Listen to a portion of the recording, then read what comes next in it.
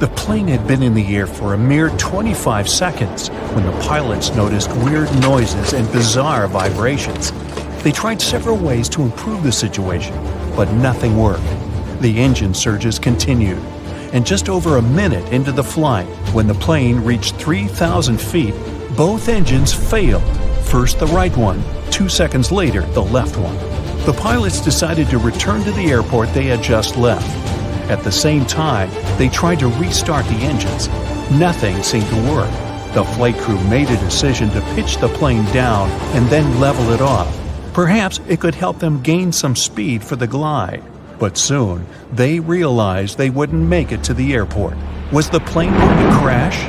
That's when the miracle at Gautura occurred. The morning before the flight started as usual. Regular pre-flight procedures, good weather. The members of the flight crew were experienced pilots. A 44-year-old Danish captain with over 8,000 flight hours under his belt, and a 34-year-old first officer from Sweden with 3,000 hours. So, what could go wrong? The plane itself was almost brand new. It was a McDonnell Douglas MD-81 nicknamed Dana Viking. It made its first flight on March 16, 1991. By that fateful day, the aircraft had been in service for a mere 9 months. There were 122 passengers and 7 crew members on board. Flight 751 Scandinavian Airlines was a scheduled flight from Stockholm, Sweden to Warsaw, Poland. On the way, the plane was supposed to make a stop in Copenhagen, Denmark. The aircraft took off from Stockholm according to its schedule at 8:47 a.m. local time. But by that point, the people inside had already been doomed, all because of a terrible sequence of events before the departure. It started the night before. The plane arrived at Stockholm Airport after a flight from Zurich. It was 10:09 p.m. The aircraft spent the night at the gate outside. It was cold. The temperature dropped to 34 degrees Fahrenheit, just above freezing. What made the situation even worse was that almost 6,000 pounds of freezing cold fuel, chilled during the night, still remained in the tanks located in the wings. The fuel was so cold because the plane had been flying at the cruising altitude, where the air temperature outside the cabin varied from -61 to -80 degrees. The flight from Zurich lasted around 1 hour and 40 minutes.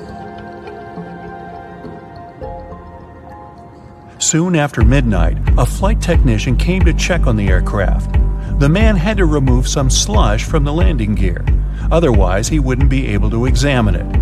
At around 2 a.m., when he was leaving, he noticed some ice covering the upper part of the wings. By the morning, the situation had become even dire. A layer of clear, almost invisible ice had formed on the tops of the wings.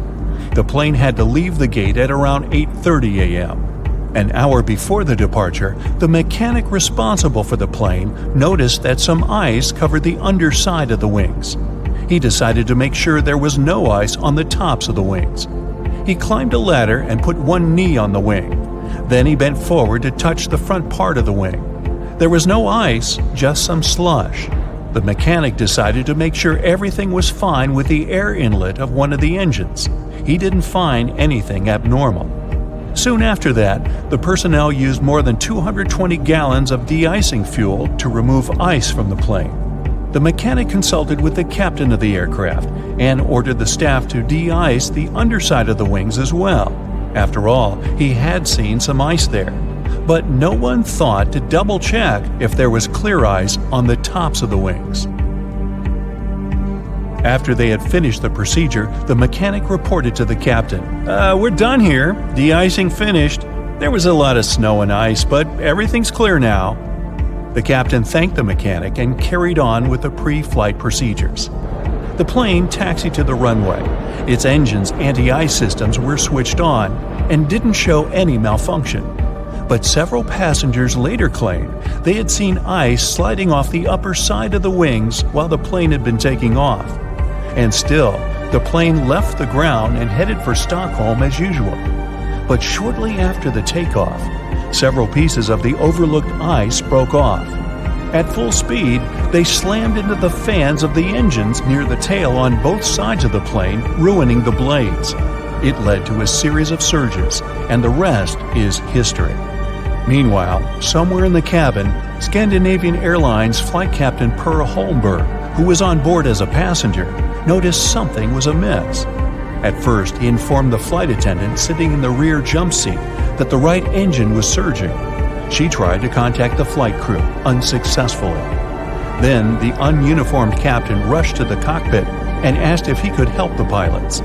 The first officer gave him the emergency checklist, and the captain asked him to start the auxiliary power unit, a small gas turbine in the tail of the plane. Holmberg's advice and help were invaluable, but was it enough to save the plane and the people inside?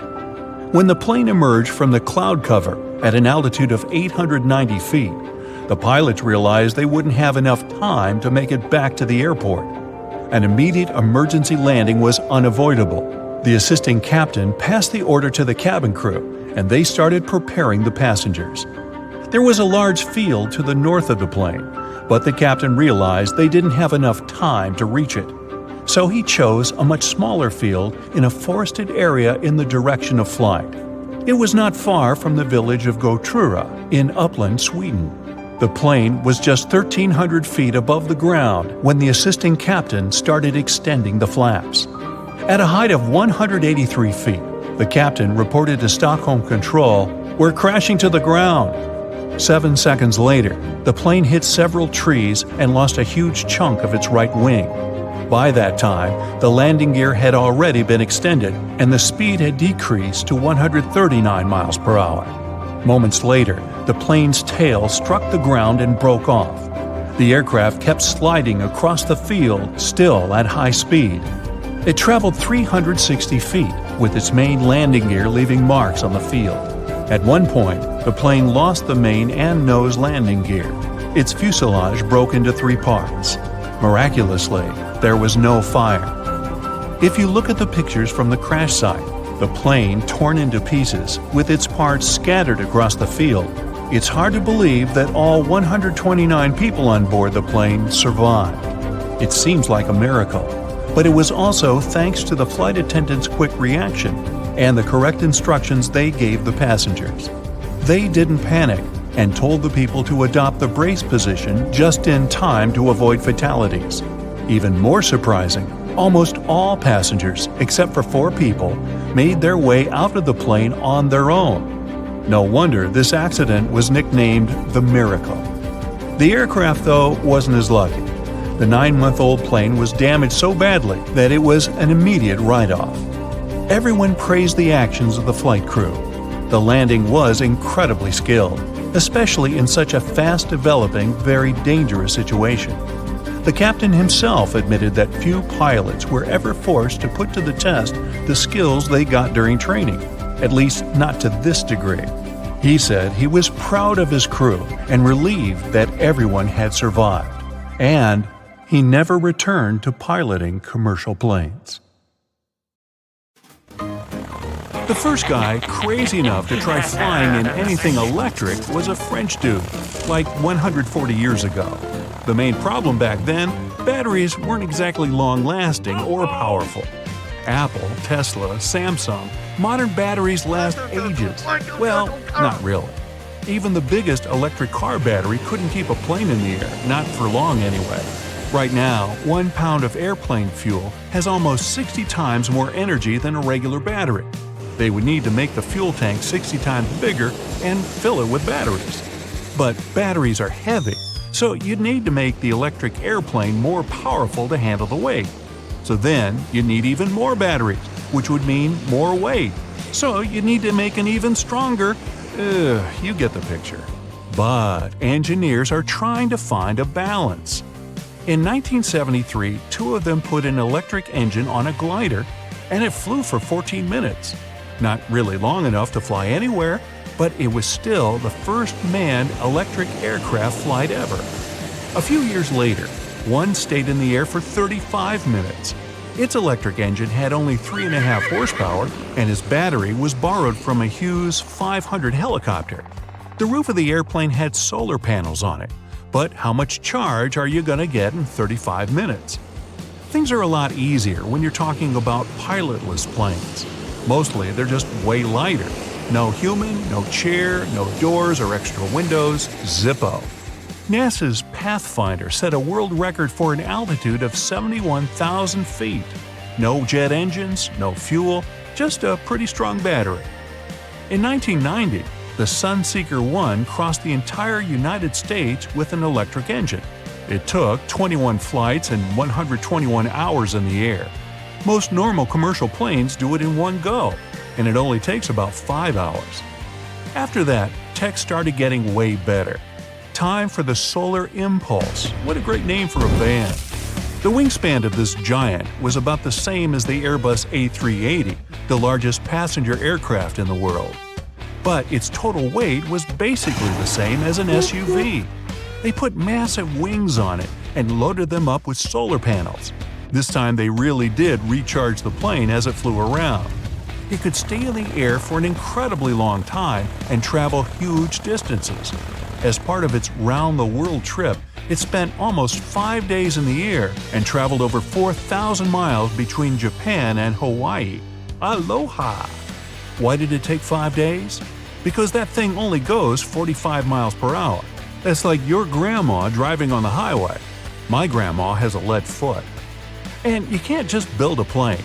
First, you need to pass through a tough certification process. Every screw, nut, bolt, every inch of your new plane needs to be tested for safety. That takes years. So many dreamers have gone another way. They take an existing aircraft, throw away the old gas-burning engine, and switch it out for an electric one.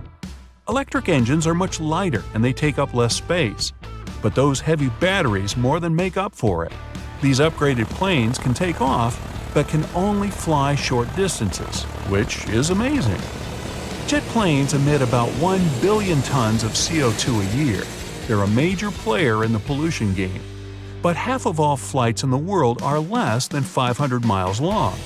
It's one thing to get a giant plane in the air to travel from New York to Paris, but it's totally different if you only need to fly New York to DC or Seattle to Vancouver. They're only a few hundred miles, but they use some of the same planes. It's crazy. They literally take off, gain the right altitude, and immediately begin their descent. That's like driving to your own mailbox in a tank. Each hour in the air costs the airlines thousands and pumps a bunch of CO2 into the atmosphere. So let's do it. Step 1. Replace the fuel-munching planes with electric ones. It'll be cheaper for everyone, quieter, and cleaner. Done. Just one problem. Electric planes can only take 1 to 2 passengers at a time. That's the pilot and co-pilot. The way forward? Build an electric plane from scratch. Aviation Alice. It might just be the first fully electric commercial aircraft, carrying 9 passengers and 2 crew members. It looks kind of like an overturned boat and has 3 propellers, 2 on the wings and 1 behind its V-shaped tail. As long as a school bus, as wide as a limo. Its secret? It's almost twice as light as a school bus. That helps the engines work less and means longer flights. It's made of composite materials, which is science talk for stuff that's not metal, basically what some boats are made of. And its batteries take up 60% of its weight.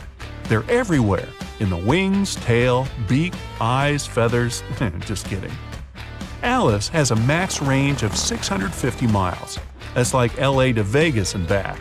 And then back to Vegas one more time. Its cruising speed is only 275 miles per hour, much slower than fuel-powered planes.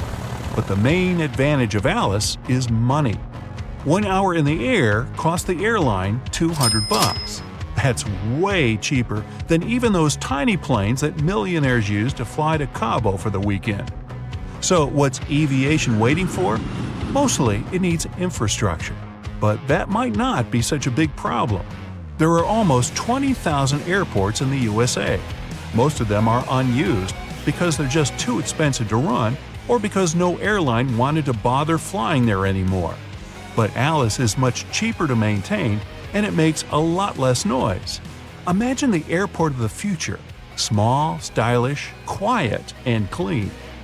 Engineers want to charge Alice with mobile chargers, like an electric version of those gas trucks you see at the airport. For a 1-hour flight, Alice needs to juice up for 30 minutes. That's actually not that bad. But imagine if you were going to take a 14-hour flight on that thing. You'd be waiting at the gate for 7 hours. Alice costs $800 less per hour than other planes. But the plane itself is pretty expensive. Try $4 million. Still, that's only a bit more than one of those private jets. Alice is getting ready for a 2022 fully certified flight. That means it's only a few years before regional flights go electric, at least some of them. But if electric planes want to play in the big leagues, they need to solve that same old problem, their batteries. Modern lithium-ion batteries have serious issues.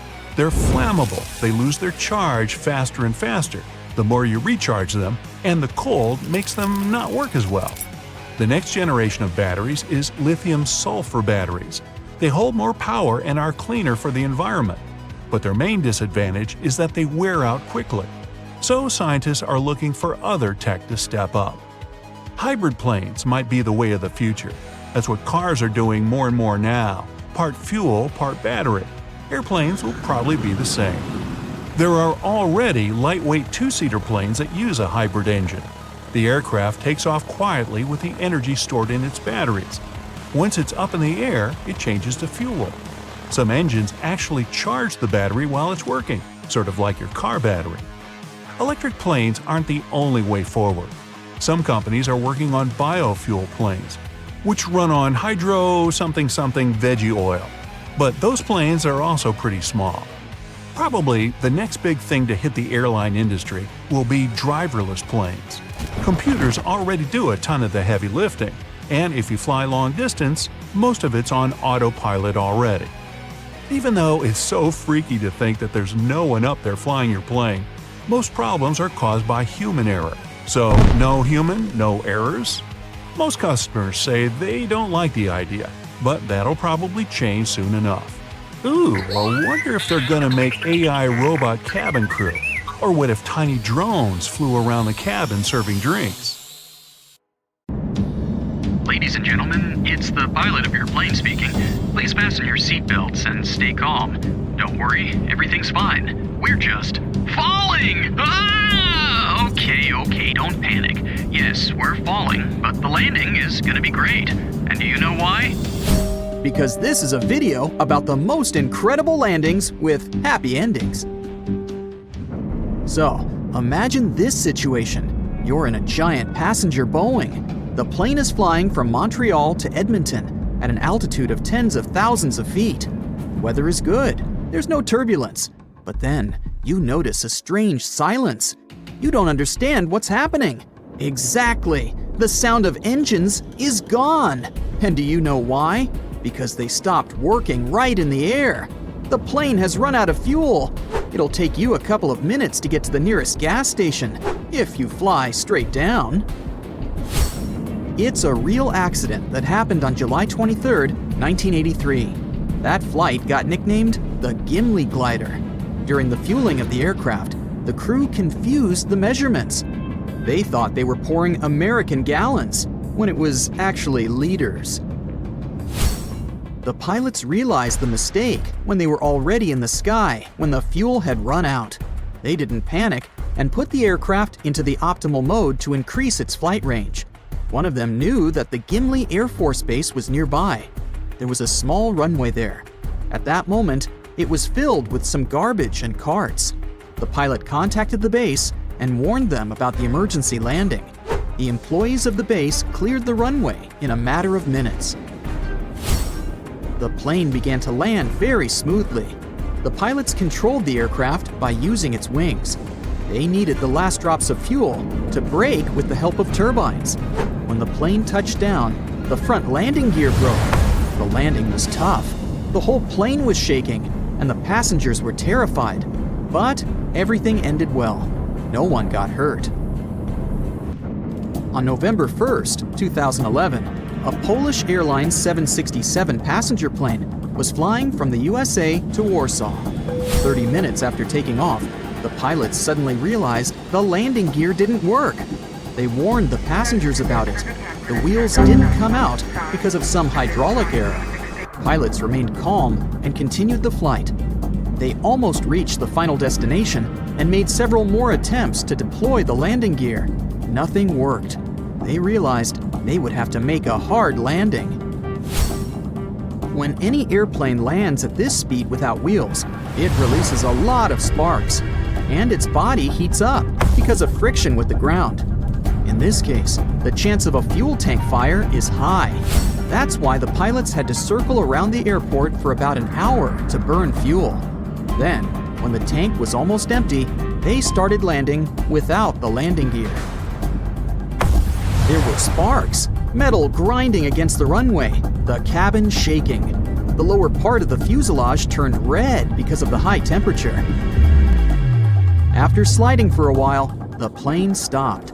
About 231 people on board were rescued, thanks to the pilot's professionalism. Probably one of the most famous emergency landings occurred on the Hudson River on January 15, 2009. Pilot Chesley Sullenberger became a hero that day. The plane he was flying collided with a flock of geese during its departure from New York. The engines were out of order. There was only icy water under the aircraft and almost no chance of salvation. Even now, experts say that the risk of crashing the plane was very high, but experienced Chesley Sullenberger knew what to do. He did his best to calm down, focused on his work, calculated the exact angle at which the plane needed to touch the water, and successfully landed the aircraft. If he had made the slightest mistake, the plane would have lost its wings and drowned almost immediately. Chesley Sullenberger saved the lives of 155 people and became a celebrity. There was one dangerous situation in the sky on June 10, 1990. Not for passengers, but for the pilot. Flight 5390 British Airways took off from England and headed for Spain. It was gaining altitude, and the flight attendants started serving food to the passengers. At that moment, the pilots heard some noise. Condensate began to fill the cabin. Then, the glass on the side of the captain flew out of the window frame. He was pulled halfway out of the cabin because of decompression.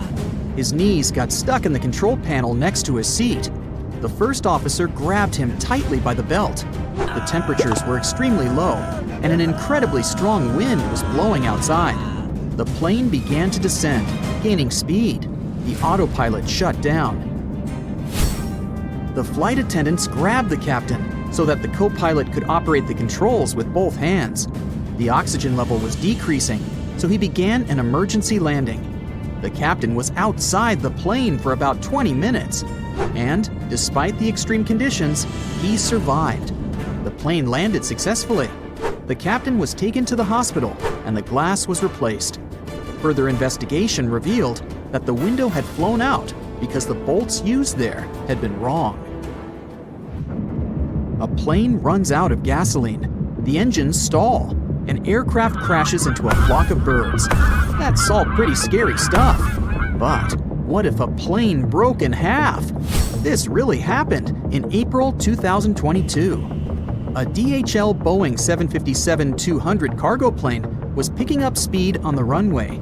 It was going to fly to Guatemala. The aircraft took off, and the pilots noticed some malfunction in the hydraulic system. They didn't fly far away, so they asked the dispatchers to allow them to land. The plane turned around and began to descend, and at that moment, its tail just broke off. The plane ran off the runway. Its hull was hot, but firefighters poured anti-fire foam on it just in time. Fortunately, none of the crew members got hurt. What caused such an accident is unknown. The company launched an internal investigation. The next hard landing occurred in the 40s.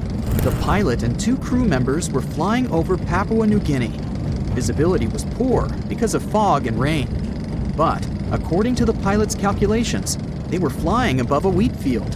He began to lower the plane. The clouds cleared, and he saw not a field, but a swampy area. They had no choice but to make a hard landing. It was a success, kind of. All 3 crew members survived, but the plane got bogged down in a swamp. It was impossible to take off, So the crew went to look for the nearest settlement.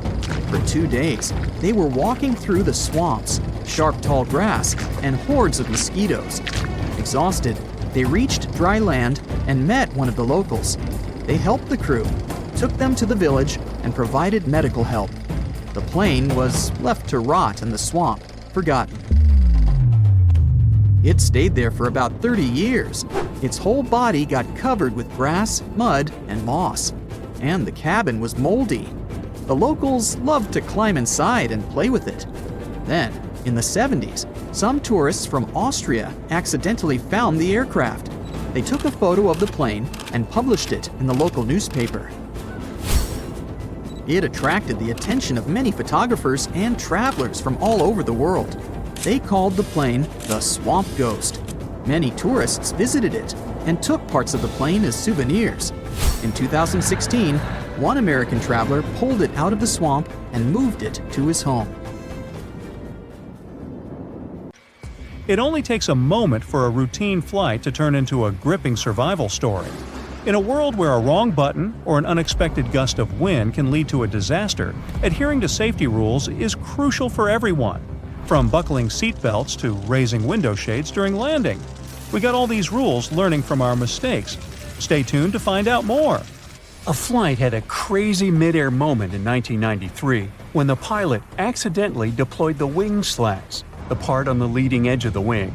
Now, the weather was fine, passengers were relaxed, everyone was doing what they wanted. Suddenly, they felt an unexpected jolt. Instantly, the autopilot disengaged. The captain started wrestling with the controls. The plane became wonky, pitching and rolling dramatically, resulting in a rapid descent of 5,000 feet. The vibration threw the cabin into total chaos, with passengers screaming in fear. The slats were only to be used during takeoffs and landings, not in midair. It was China Eastern Airlines Flight 583, cruising over the Pacific on its way from Shanghai to Los Angeles. The pilot declared an emergency and directed the plane to an Air Force base in Alaska. Out of the 255 people on board, 60 ended up in a hospital, and sadly, 2 didn't make it. The pilot made some quick moves to stabilize the aircraft, but the injuries happened because folks weren't buckled in. They reckoned that the slats deployed because of the design of the control handle. The company was to blame for that. They produced it in such a way that the handle could accidentally get jiggled while cruising. Luckily, the crew was trained, and the airliner itself was fine, except for the messed-up cabin. The aftermath of this incident was costly, requiring about $1.5 million to repair the damage. When the plane started to lose altitude, overhead lockers burst open, and the safety video played 3 times for an eerie touch. Once the aircraft steadied, flight attendants jumped into action, providing first aid, leaving empty kits scattered in the cabin. It turned out that the poorly designed slat control handle had caused 11 similar incidents before.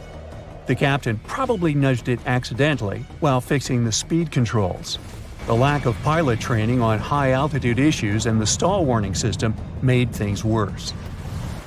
If the passengers had kept their seatbelts on, injuries would have been way less severe. This has been the case during many other accidents. You probably know this airplane announcement. Even when the seatbelt sign is off, buckle up when you're seated. Experts say it's a good call. While flying is safe, keeping that seatbelt on is smart because you might hit unexpected turbulence. It's about keeping you secure during that bumpy, jarring time, especially that sneaky one during stormy weather. Sarah Wilson, the president of the Association of Flight Attendants, thinks the seatbelt sign should be turned on throughout the entire journey. Predicting turbulence is like trying to guess the weather. It's not 100% accurate. Turbulence can happen anywhere. Aircraft are tough. They can handle really bad turbulence. The real risk is getting injured during turbulence, not planes falling apart. It's rare, but accidents still happen. In a dramatic episode in 2016, a pilot pulled off a superhero move, saving 439 lives. He was getting ready for takeoff in Shanghai. All of a sudden, another plane showed up on the runway in front of him. Reacting with lightning-fast speed, the pilot swiftly elevated his plane, narrowly avoiding a disaster. The pilot was awarded $360,000 for his remarkable skills. He missed the other plane by less than 67 feet, about the length of a semi-trailer truck. It turned out that the air traffic controllers and the landing crew had mixed things up. 2 controllers lost their licenses, and 13 others got in trouble. They say this incident was like a throwback to the Tenerife airport collision in 1977. Back then, 2 jumbo aircraft collided on a foggy runway. They didn't get lucky that time. The incident was a total disaster. Certain accidents in aviation history prevented others. With each crash, something crucial is upgraded. In 1956, 2 planes collided over the Grand Canyon, resulting in the tragic loss of 128 lives on board. This accident kick-started a $250 million air traffic control system enhancement. The Federal Aviation Agency also appeared in 1958 to keep an eye on air safety. Then, in 1986, a private plane accidentally entered the Los Angeles control area, colliding with another aircraft. This tragedy took 86 people's lives. In response, collision avoidance systems were introduced. In 1978, United Flight 173 faced a landing gear problem. This led to a crash that claimed 10 lives. This incident triggered a transformation in cockpit training, introducing cockpit resource management. This management method shifted away from the traditional captain-centric approach to emphasizing teamwork and communication among the crew. Another upgrade was about averting in-flight emergencies. In 1983, Air Canada Flight 797 had smoke in the rear lavatory, which led to an accident that took 23 lives. The FAA responded by requiring smoke detectors and automatic fire extinguishers in aircraft lavatories. Post-1998, planes got retrofitted with fire-blocking seat cushions and floor lighting, with newer ones adopting flame-resistant materials.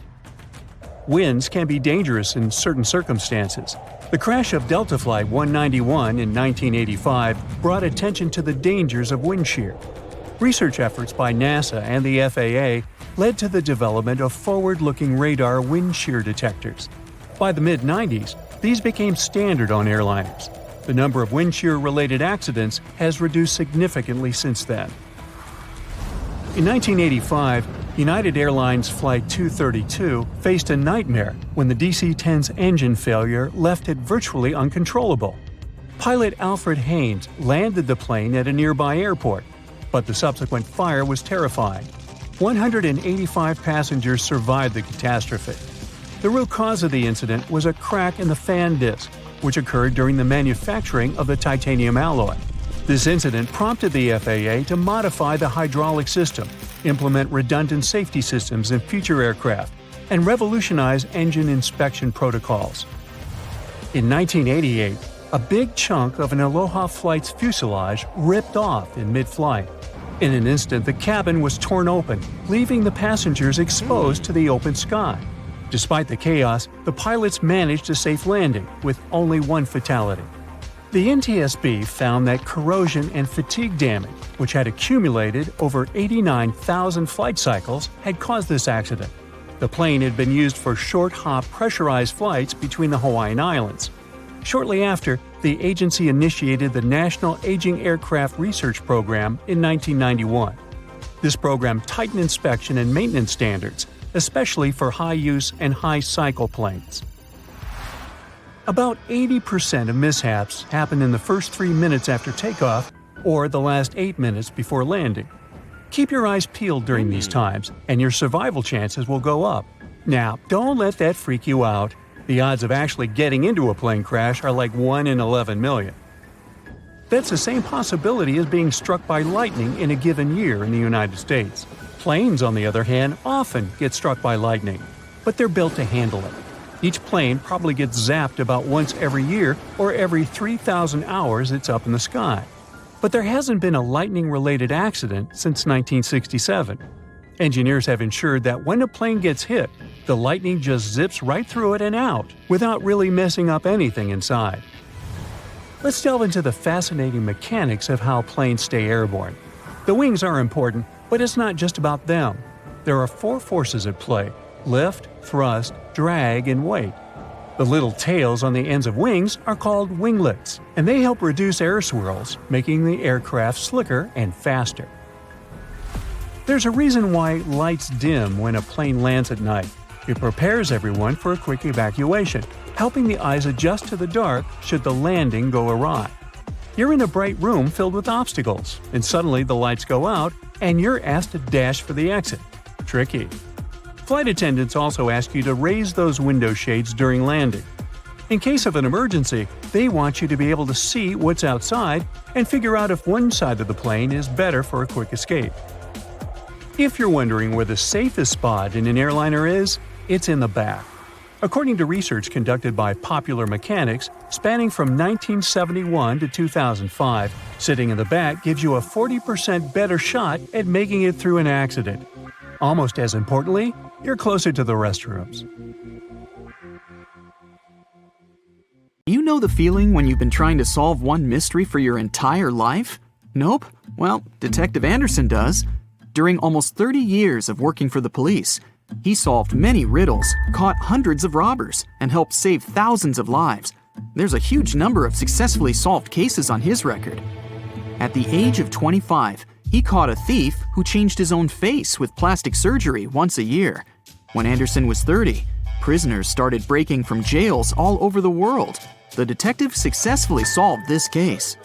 At the age of 38, he discovered the secret base of a forbidden order in a volcano's mouth. By his 50s, he managed to explain all the most inexplicable things in the world. But there was something he couldn't solve. These were two mysteries from the 50s, cases of missing planes.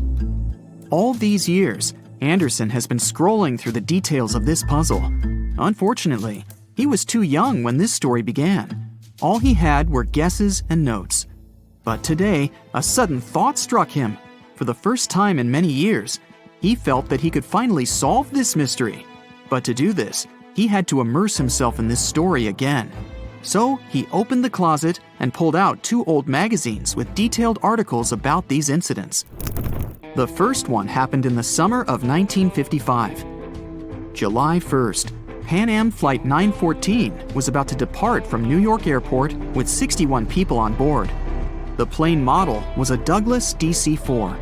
It differed from modern aircraft, having giant propellers instead of turbines. So, all passengers fastened their seatbelts.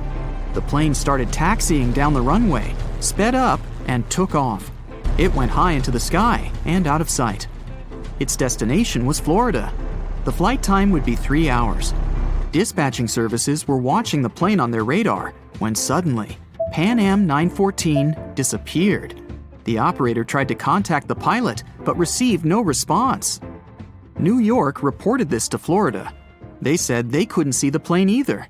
Usually, pilots notify via radio if a plane crashes or gets into a storm. But this time, just nothing. After several unsuccessful attempts to establish the connection, they deployed large-scale search operations. Communication with the plane was interrupted when it was flying over the Atlantic Ocean. Therefore, the air company had to admit the aircraft crashed into the water. But this version had no proof. When planes fall that way, rescuers find floating debris. Some parts of the cabin or luggage always get to the surface. This time, rescuers found nothing. The plane didn't transmit any distress signals and didn't leave any traces of the crash. It seemed like it just disappeared into thin air. People forgot about this disaster for 37 years. And then, something bizarre happened. 1992, Venezuela, Caracas Airport. The control tower received a signal about an unknown aircraft approaching them. It was weird because it wasn't supposed to be there. There were no flights scheduled for that time. The plane was landing. The dispatcher and the rest of the airport staff understood that something was wrong here. The plane looked old, with huge propellers instead of turbines. After landing, the pilot contacted the airport. Where are we? The dispatcher asked him to identify himself. A few seconds later, he received an answer. We are Pan Am Flight 914 departed from New York to Florida with a crew of 4 people and 57 passengers on board. The dispatcher didn't know what to do next. he and the airport staff understood what kind of plane they were looking at. What was this plane doing 37 years later, and almost 1,240 miles away from its destination? After a few seconds, the startled dispatcher turned on the microphone and said, "It is September 9th, 1992. You know that?" A long pause followed. Then, the pilot responded in a panic. "Oh no. Jimmy, where are we? No! Stay away! Let's go now!" The airport staff saw the pilot waving his hands in horror through the glass. Then, he started the engines and took the plane to the runway. Pan Am 914 increased its speed and took off. The dispatcher tried to stop him, but the pilot didn't respond. The plane disappeared into the sky, and no one else had heard of it since that day. Detective Anderson finished reading the article. He frowned and looked out the window. Raindrops were hitting the glass. The storm outside perfectly depicted what was happening in his mind at that moment. He seemed to know what had happened to that plane. All the clues were there, lying right in front of his eyes. But to know for sure, Anderson had to move on to the next case. It was another article, dated 1989. It happened in 1954. Santiago Airlines Flight 513 took off from West Germany Airport. The plane was due to land in Brazil in 18 hours. There were 88 passengers and 4 crew members on board. The plane hid behind the clouds and disappeared from all radar. Air traffic controllers were trying to contact the pilots, but didn't receive a response. 18 hours later, they called the airport in Brazil. Those dispatchers couldn't confirm this plane's landing and couldn't contact the pilots either. The search operation lasted for several months, but they found nothing. Just like in the Pan Am 914 case, the plane disappeared from radar while flying over the Atlantic Ocean. 2 years later, the search operation ended, and Santiago Airlines ceased its activities. October 12, 1989. Airport controllers in Brazil noticed a passenger plane that suddenly appeared on their radar. It didn't answer the airport staff's questions and just circled over the airbase. After a few minutes, the plane landed and nothing. No one opened the ramp. Passengers didn't get out. Pilots didn't respond. The aircraft was in perfect condition. One of the dispatchers realized that this was the missing Santiago Airlines Flight 513 that had been considered lost for 35 years. Airport staff approached the plane and opened the doors. What they saw there terrified them. The police, customs staff, doctors, detectives, and other airport staff members gathered around the plane. No one knew what to do next. There was no living person on board who could tell the truth. The plane disappeared in 1954 and appeared 35 years later in perfect condition without any damage. So far, no one has figured out what happened. Detective Anderson noticed the stories were very similar. Pan Am 914 disappeared in 1955. Santiago Airlines 513 vanished in 1954. The difference was almost a year. Anderson scratched his head and noticed another little detail. Both planes went missing from the radar the moment they were flying over the Atlantic Ocean. There are many myths about phantom ships and mysterious phenomena connected with the Bermuda Triangle. Detective Anderson knew these tales, but these 2 missing planes puzzled him. He looked at 2 articles and understood everything. Exactly! The solution was there, right in front of his eyes. Both stories were written in the same newspaper. There was no real dispatcher who communicated with the planes. Nothing was known about the passengers. No newspapers except this one published news about these missing aircraft. It seemed they just took the same story and changed the dates, locations, and names of flights. Yes, the case was solved. It was all fake. The rain stopped. Detective Anderson looked out the window and heard the sound of a passing train. He remembered another weird and fake story. A story about a phantom train. It took place in Italy in 1911. 100 passengers boarded the train of the Zanetti Railway Company. It went through the picturesque mountainous area, got into a mountain tunnel, and disappeared. No one else had seen the train since then. All the passengers were lost, but not for long. They appeared in the past. There were records dated 1845. One unknown doctor from Mexico City wrote about 100 Italians who appeared in the city from nowhere. They were all dressed strangely and talked about one mysterious train. This was a completely made-up story. There was no proof or records about this train and the people who got into the past. A loud sound interrupted his thoughts. Detective Anderson picked up the phone. He was silently listening to the person on the other end of the line. A minute later, he answered, "Yes." The detective put the phone down. It was a new mystery for him. In the Sahara Desert, the locals noticed a huge ship lost in the South Pacific 27 years ago. There was no crew on board, no cargo, and no flags. No one knew how it appeared among the sand, but wet mud formed around it because of moisture. It seemed like the ship had just teleported there from the water. Perfect! No fakes this time. Detective Anderson put on his hat and left the office. But this story is for another video. February 2nd, 1970. We're at an Air Force base in Montana. Today, the 71st Fighter Interceptor Squadron plans to hold a training sortie.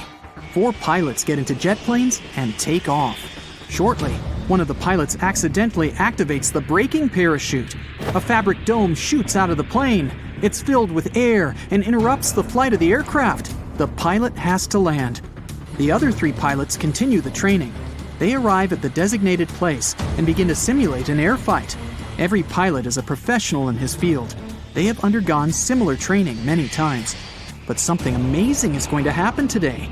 The pilot of one plane, Major Curtis, must fight with 2 other planes. One of the Major's opponents is Captain Faust. 2 planes are chasing the target. Major Curtis turns his jet and directs it straight upwards. The other 2 planes follow suit. The Major performs a maneuver, vertical rolling scissors. He flies up in a spiral while simultaneously making a barrel roll. Then he turns around and flies down, performing a dive. The pursuers are not far behind. Major Curtis makes another aerial maneuver. He goes to the side and flies past Captain Faust. At this moment, the captain's plane begins to shake. Its front part lowers, and the jet hurtles to the ground at great speed. Captain Faust can't do anything. The plane doesn't listen to him. The control stick doesn't work. The engine's breaking down. The captain activates the braking parachute, but that doesn't work either. The plane is getting closer and closer to the ground. It can no longer be saved. Now it's important to save at least Captain Faust's life. He ejects and opens the parachute. Suddenly, the abandoned plane starts to fly straight. The flaps on the wings are activated, and it stops falling down. The plane without a pilot flies and slowly descends. It goes at a speed of 200 miles per hour and disappears from sight behind the cliffs. Captain Faust lands safely on a snow-covered field. The other pilots see this and are afraid the plane will fall in a nearby town. They immediately head in that direction. At the time, the unguided aircraft descends, touches the ground, and slides along the field. Next, it makes a 20-degree turn and breaks through a small fence. The plane stops at a farmer's field. The owner of the farm calls the local sheriff. The sheriff arrives and calls the nearest military base to report what happened. He approaches the fallen plane to assess the damage and turn off the humming engine. But as soon as he gets closer, the plane begins to hum and shake as if it wants to escape from there. The plane owners arrive. They are surprised because the plane is in almost perfect condition. They deliver it back to the base, repair it, and return it to service.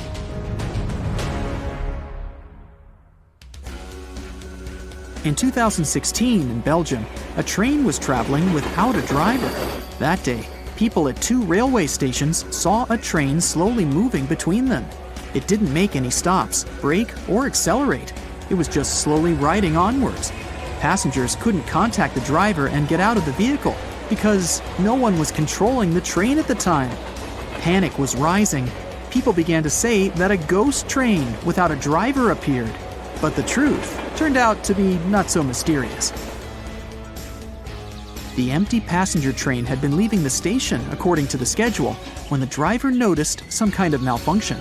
He stopped the train and got out of the cabin to see what happened.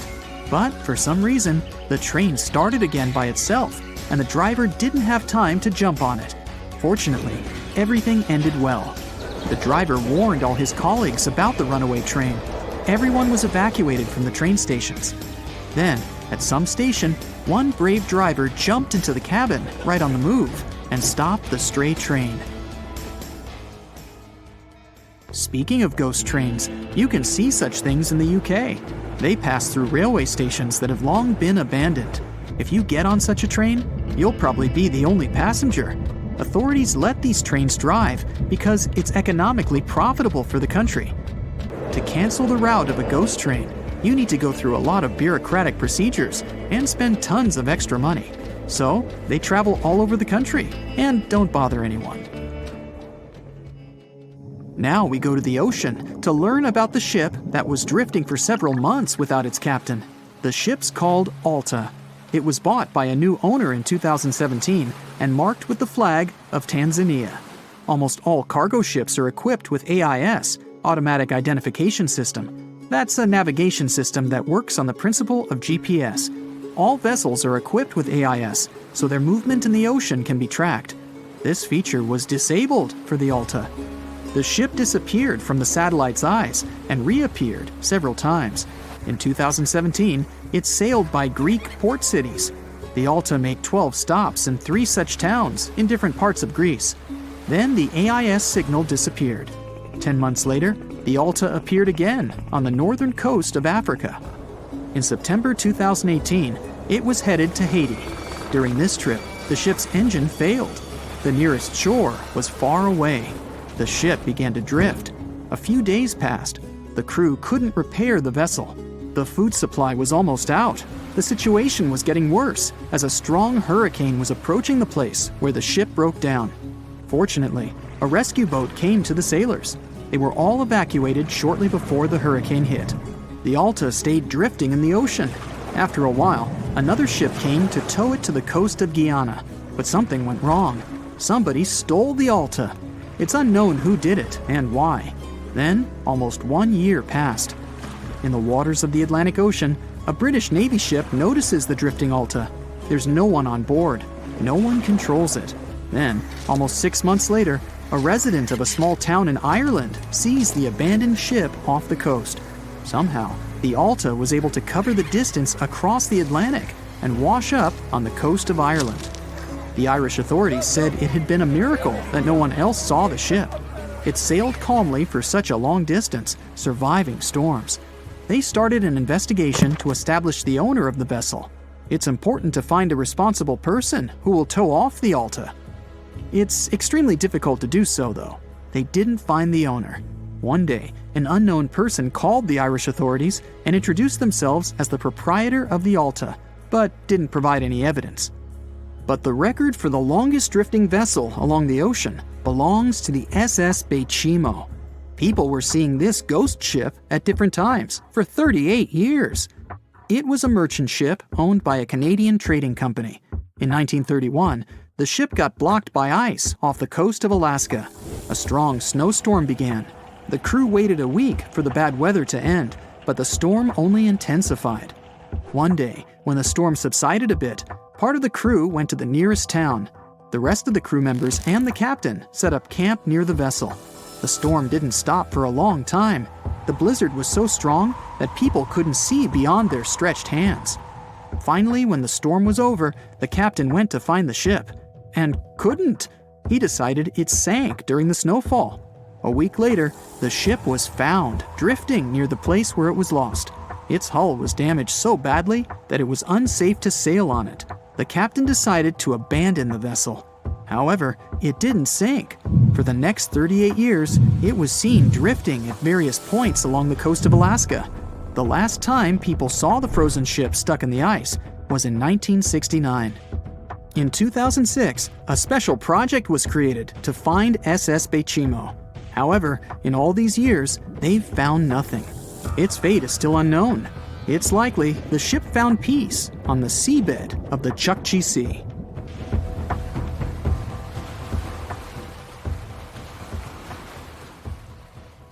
There are so many ways to make airplanes safer. For example, they could have ejector seats so that every passenger could be rescued.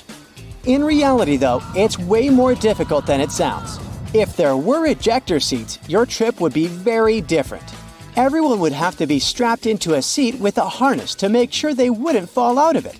Then you would have to wear an oxygen mask all throughout the flight. An emergency can occur at any time. Then, ejection in itself is a big pressure on your body.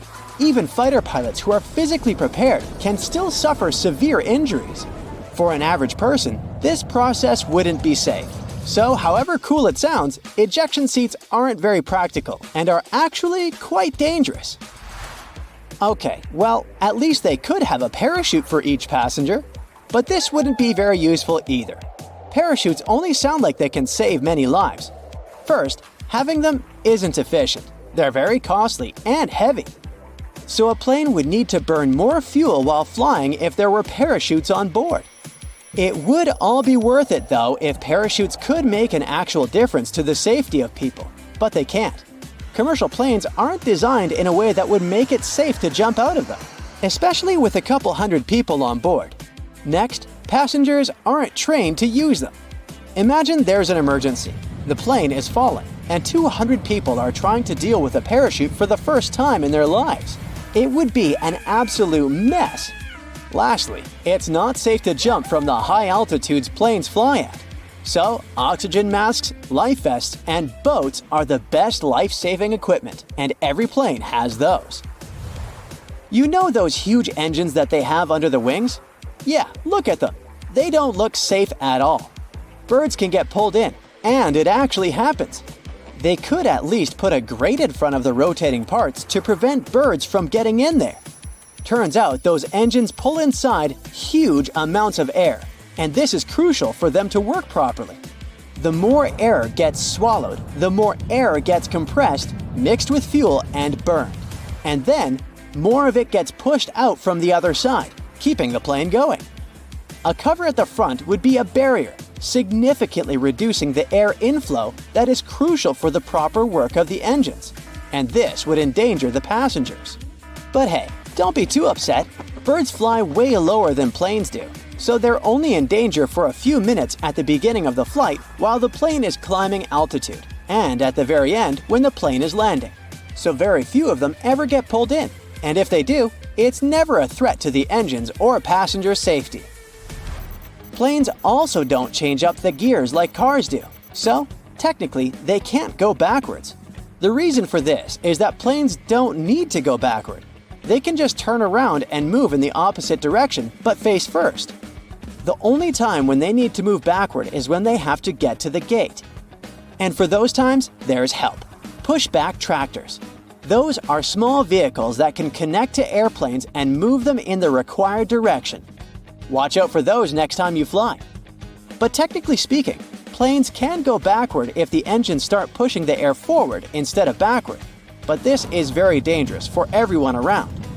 One of the very few cases when they do it is during landing, to help slow the airplane down. There are cameras on the outside that let pilots navigate taxiways better. They come in especially handy during tricky maneuvering. But do you know there are also cameras in airplane cabins? You can relax, there are no cameras in the lavatories.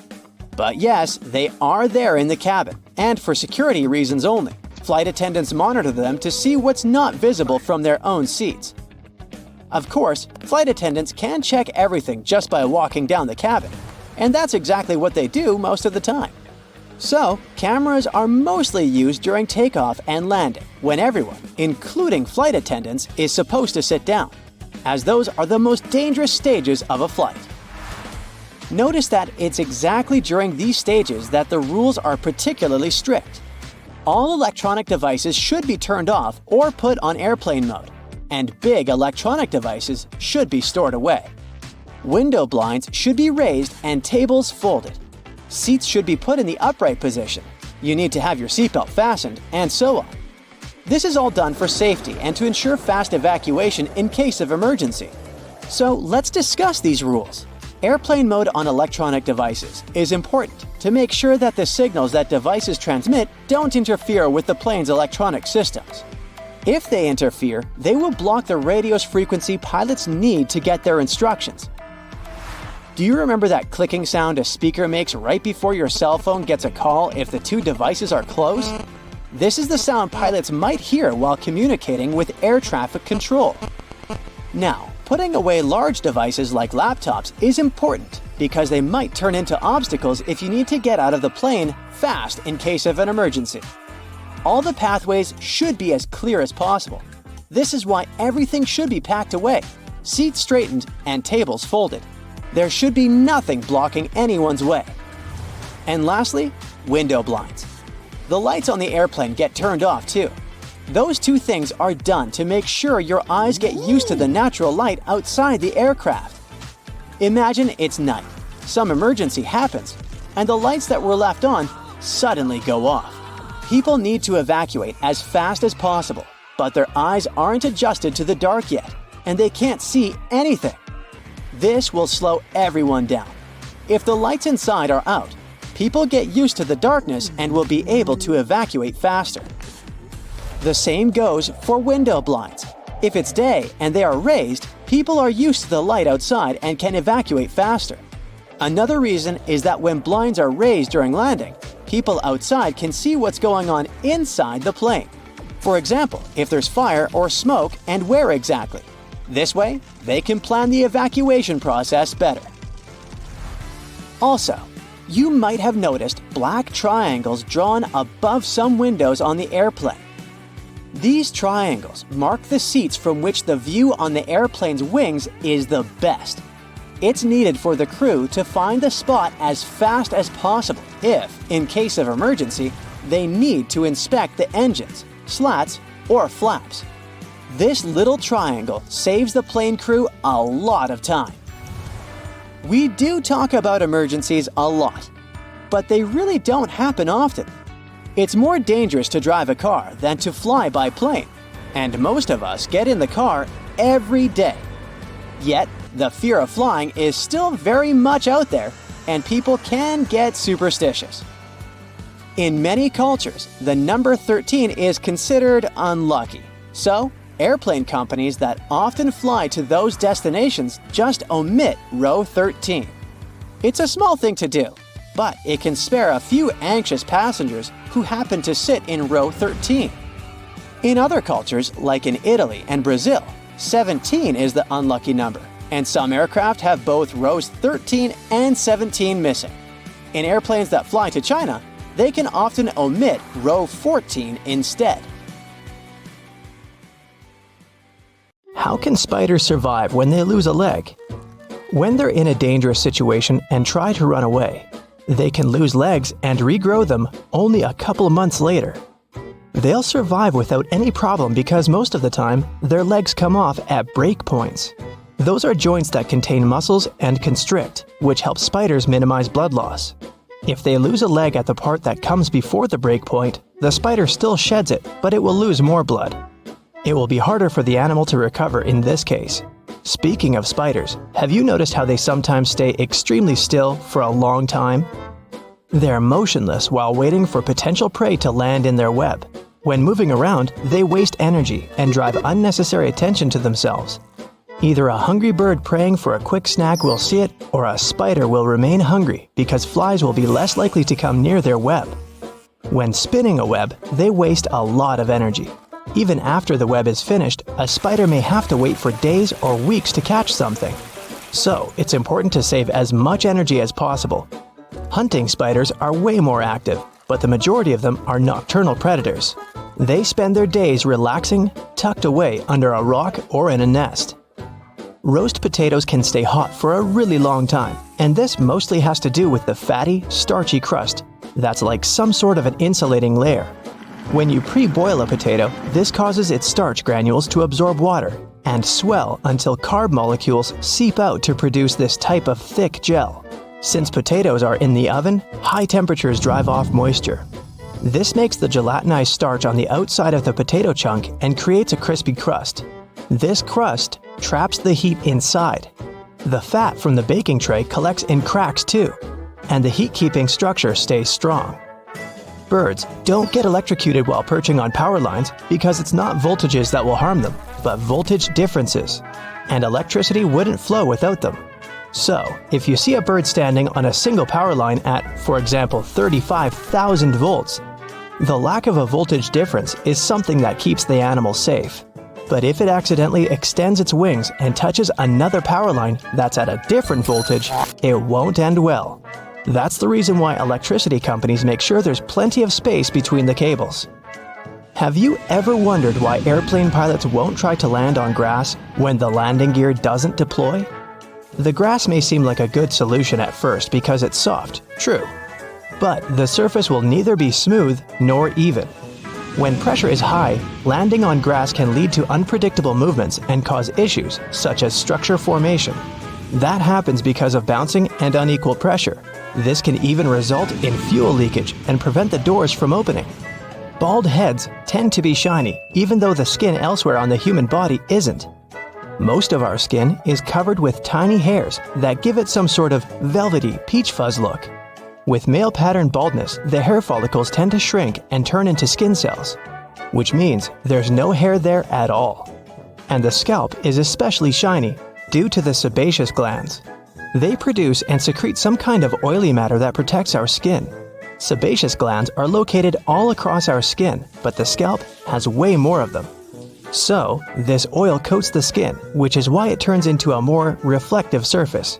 House cats will rarely meow at one another, but they become chatty with humans, and this could be related to domestication. The process of taming cats and keeping them as pets started nearly 10,000 years ago. Before that, cats were pretty much loners. They rarely encountered other cats, so they didn't even have to use their voices to communicate with each other. Instead, they communicated through their sense of smell, which included things like rubbing against a certain object, for example, a tree. So they didn't even have to come face to face with other members of their species to send a message. And that's how they mostly communicate today as well. But humans don't have such a good sense of smell as cats. So these foxy creatures had to think of a way to send us a message and still get what they wanted from us, which turned out to be meowing. If you're planning a day trip to a desert, for example, the Sahara in North Africa, you're going to want to bring good sunscreen. And a lot of water, of course, but also a snug sleeping bag if you're planning to spend the night there too. Deserts really become cold during the night. In the Sahara, temperatures go from an average high of 100 degrees Fahrenheit during the day to 25 degrees during the night. Such dramatic change happens because of two main factors: humidity and sand.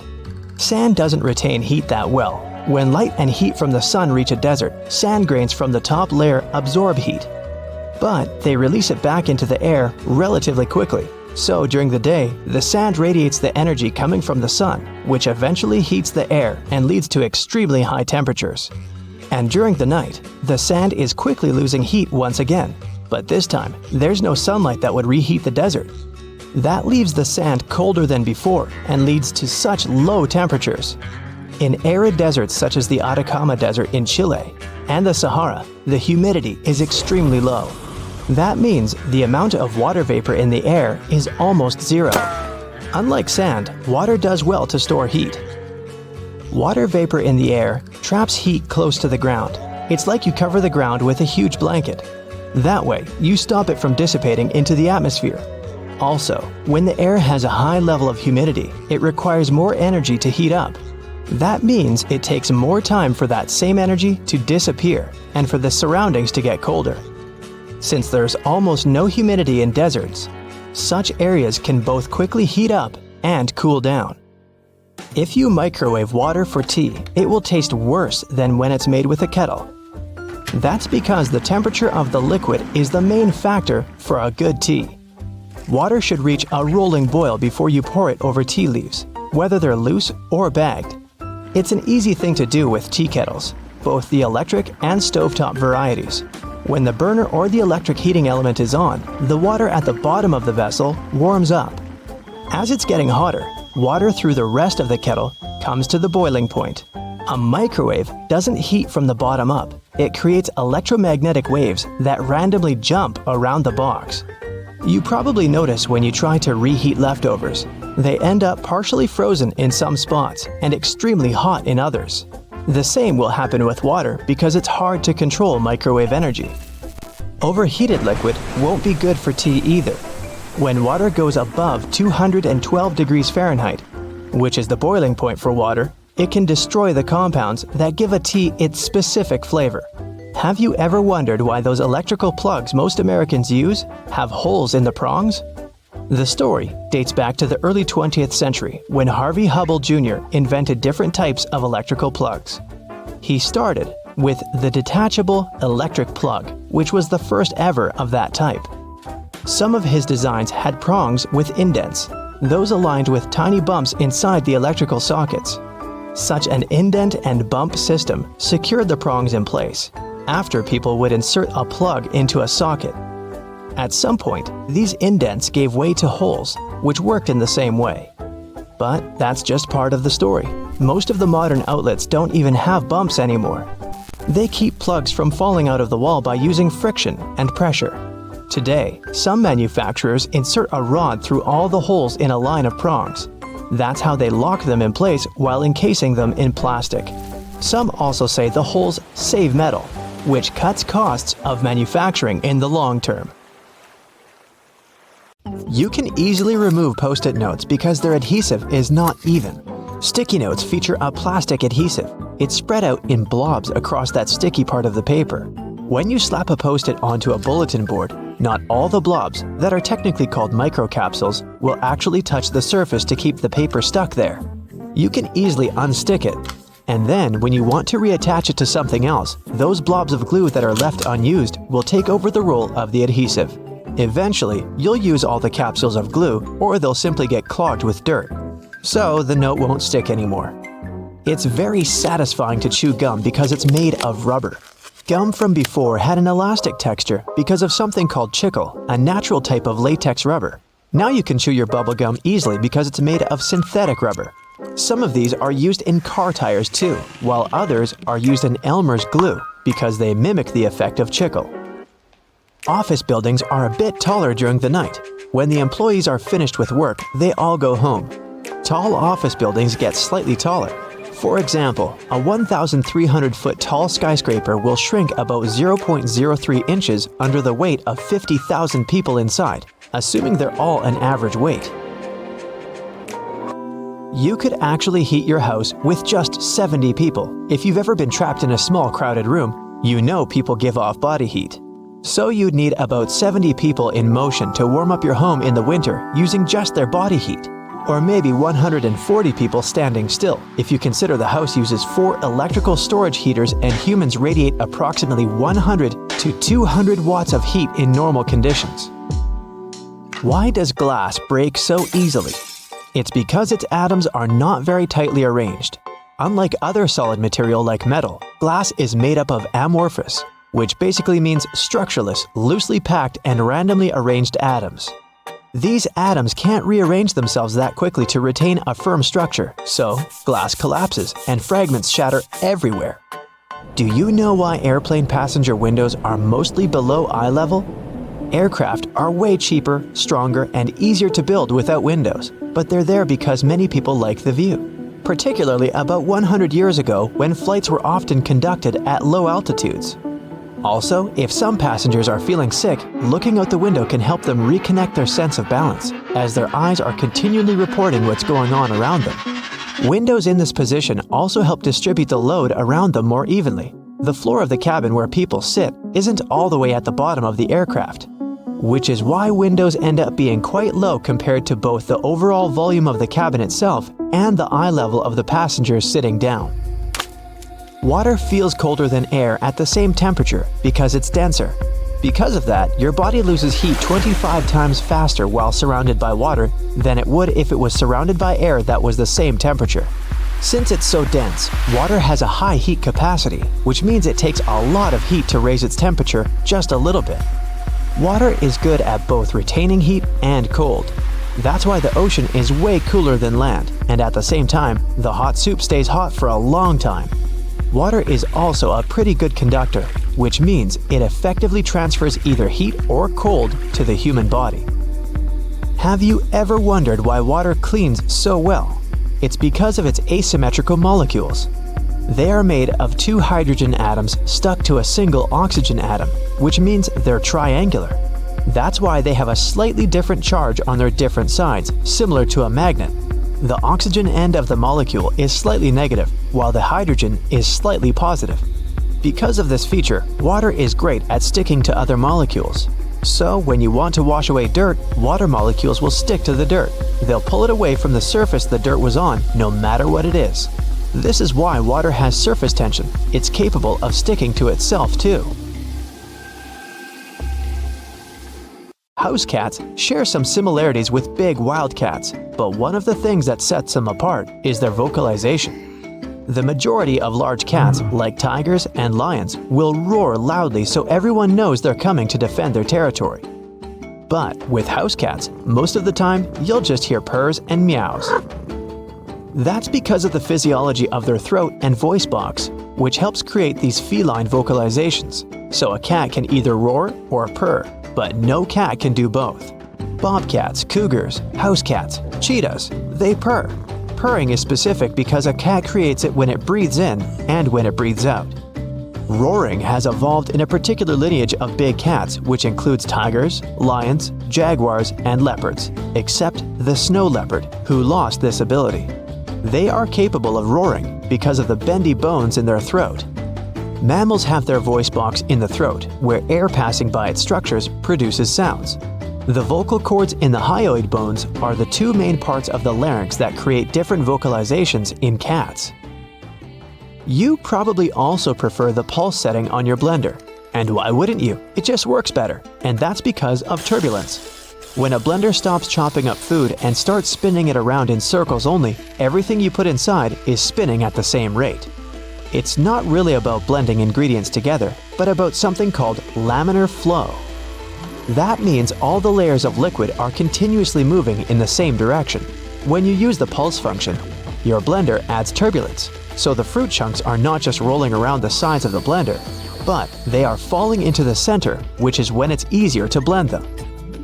So you'd like to open your window during a warm spring or summer day. It's so nice to hear the birds singing, and even when you come back an hour later, you'll probably still hear them singing the same song. They're hard workers, and the males are most likely guarding their territory and trying to attract a female. And other animals have their own tactics. Some like to rub their scent everywhere, but birds use a song to send the message, "Hey, I'm letting everyone know, especially other males in the area, this is my space." So they'll continue singing the same song over and over again. During the winter, they will most likely sing fewer notes to each other, or just one note. They want to let others know that where they are is their space. Plus, they're trying to figure out if there's any food somewhere nearby. Why do cats like small spaces? First of all, they are solitary animals, which is why they always search for a safe hiding place to take a good nap. And if you see a cat curled in a tiny box, it was probably just trying to find a nice, warm spot to sleep and avoid the cold floor. Cats prefer room temperatures to be about 57 degrees Fahrenheit. A bit cooler than this is comfortable for us. And if there isn't a convenient sunbeam to lie in, they will look for other solutions, like a cozy shoebox. Cats are pretty lazy. They can sleep up to 18 hours a day, most average between 10 and 13 hours on a daily basis. The majority of cats are most active during dawn and dusk. They're not the nocturnal animals that some of us think they are, but a specific category called crepuscular animals, together with other creatures like hamsters, ferrets, and stray dogs. Over millions of years, cats have evolved to become low-light predators. Their eyesight is adapted for activities during twilight. And since that's when they're most active, they save their energy for dusk and dawn. Before they became domesticated, cats would have had to expend large amounts of energy at these times, finding, going after, and catching their prey. House cats no longer need to hunt before each meal, but their natural instincts still encourage them to conserve energy for twilight periods. Why are four-leaf clovers so rare? Similar to animals, plant genes are located in small packages of DNA in the nucleus of each cell. They're called chromosomes. Our chromosomes come in matched pairs, but clovers have 4 copies of every chromosome per cell. There's a gene responsible for four-leaf clovers, and it's recessive. That means this plant will create 4 leaves only if it has a 4-leaf gene on all 4 chromosomes, and that's pretty rare. Also, some environmental conditions like soil activity and temperature can also affect whether the four leaves appear. Interestingly, these anomalies tend to happen in clusters. So if you find one, look around you. There might be more of them. When it's too cold outside, airplanes often get delayed, or in extreme cases, even cancelled altogether. First of all, if it snows heavily, such conditions drastically decrease visibility, making it unsafe to taxi and take off. During a blizzard, flight control may command the aircraft to stay on the ground and wait until the snowstorm subsides. Ice on the runway is another reason.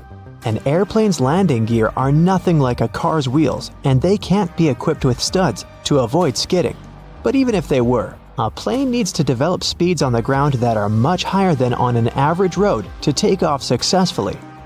If the runway is slippery with ice, the airplane can slide off it easily. Things like this actually happened in the past. For example, in January 2014, the JFK airport in New York was shut down after a plane skidded off the runway and into the snow. Luckily, no one was injured, but the airport staff had to dig the aircraft out of the snow, and even the local police joined the efforts. Same story with landing, which is even trickier in freezing conditions because a plane is in much less of a controlled environment and traveling at even greater speeds. What's more, while an airplane that's about to take off and skidding will probably get into an open area and stop there, one that's about to land could end up crashing into the airport's infrastructure. Needless to say, that's way more dangerous for everyone. Freezing weather conditions can also cause frost and ice sheets to build up on the plane itself. Airplanes are carefully engineered, and any tampering with their structure may cause huge trouble. As experienced pilots say, even a thin crust of ice over the wings of a plane can mess with their delicate design and destroy lift. Planes can be de-iced though. The airport staff usually spray them with a special solution that doesn't let the ice build up on the aircraft's skin. But back to the runway. If it's covered with ice, there's little you can do. Unless the sun is shining, the chances of safely removing the ice from the pavement are almost zero. There's also a chance of damaging the pavement, making potholes, which can result in safety concerns for both takeoff and landing. Imagine driving over a pothole in a car at full speed. Pretty unpleasant. And now multiply it by about 1,000, because a plane is much heavier than a car, and don't forget that the landing gear is not exactly there for driving. Jet fuel and the equipment that pumps it can freeze too if the temperature is too low. The fuel freezes at -40 degrees Fahrenheit, but that can only happen on the ground before takeoff. At a cruising altitude, temperatures may drop as low as -70 degrees Fahrenheit, but since the liquid is inside the plane and burning down steadily, it's much warmer there. On the ground though, nothing stops the fuel from turning into ice. If that happens, no flights are available, obviously. Same goes for the pumping equipment. Even if the fuel is still liquid, the pump may cover with ice and just stop delivering the fuel into the plane's tanks.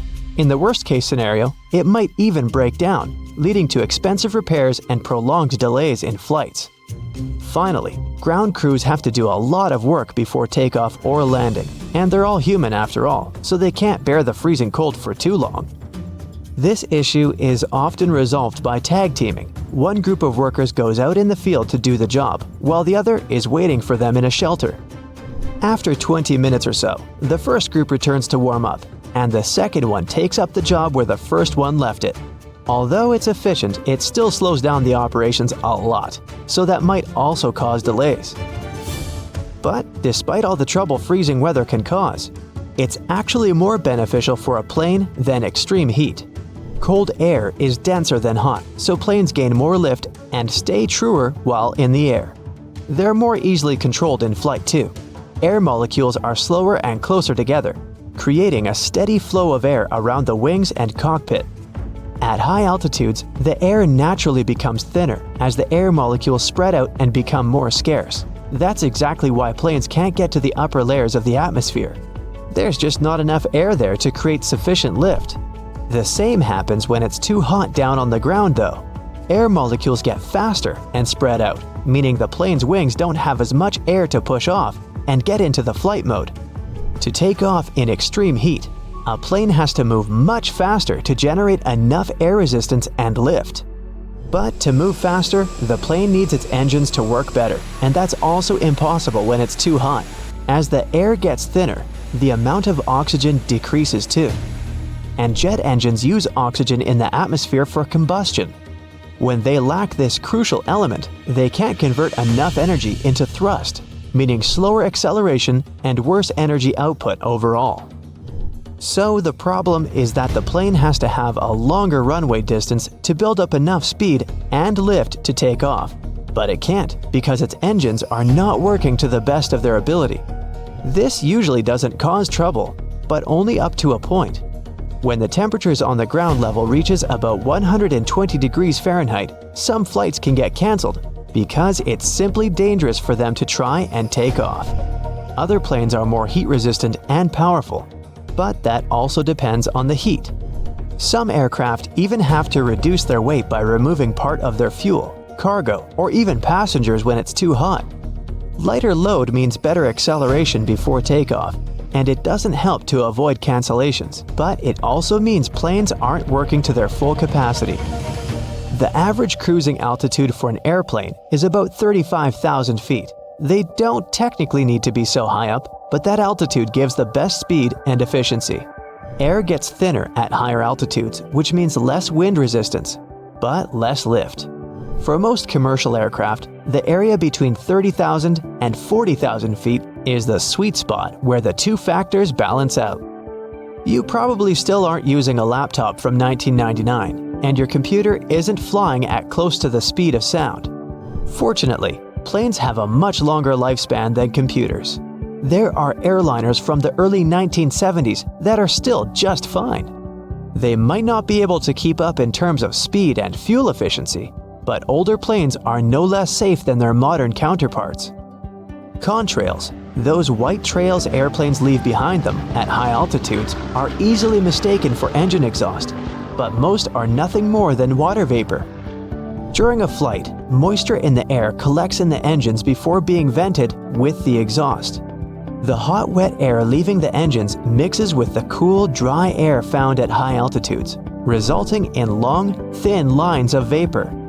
Humidity determines when contrails form and how long they remain visible. Ever notice the numbers on the end of a runway?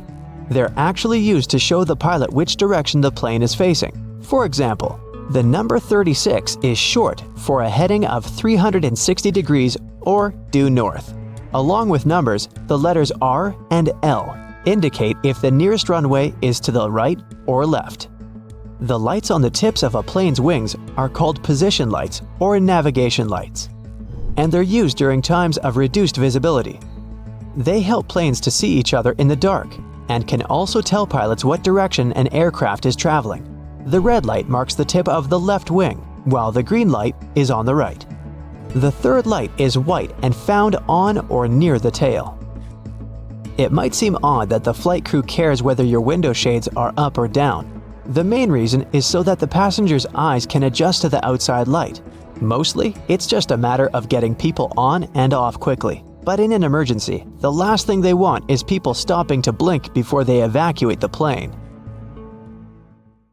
A plane with no identification marks is approaching the coast of Indonesia. It's not the most peaceful of times, and the flight operator is alarmed. Two fighter jets take to the sky, about to take down the unidentified plane.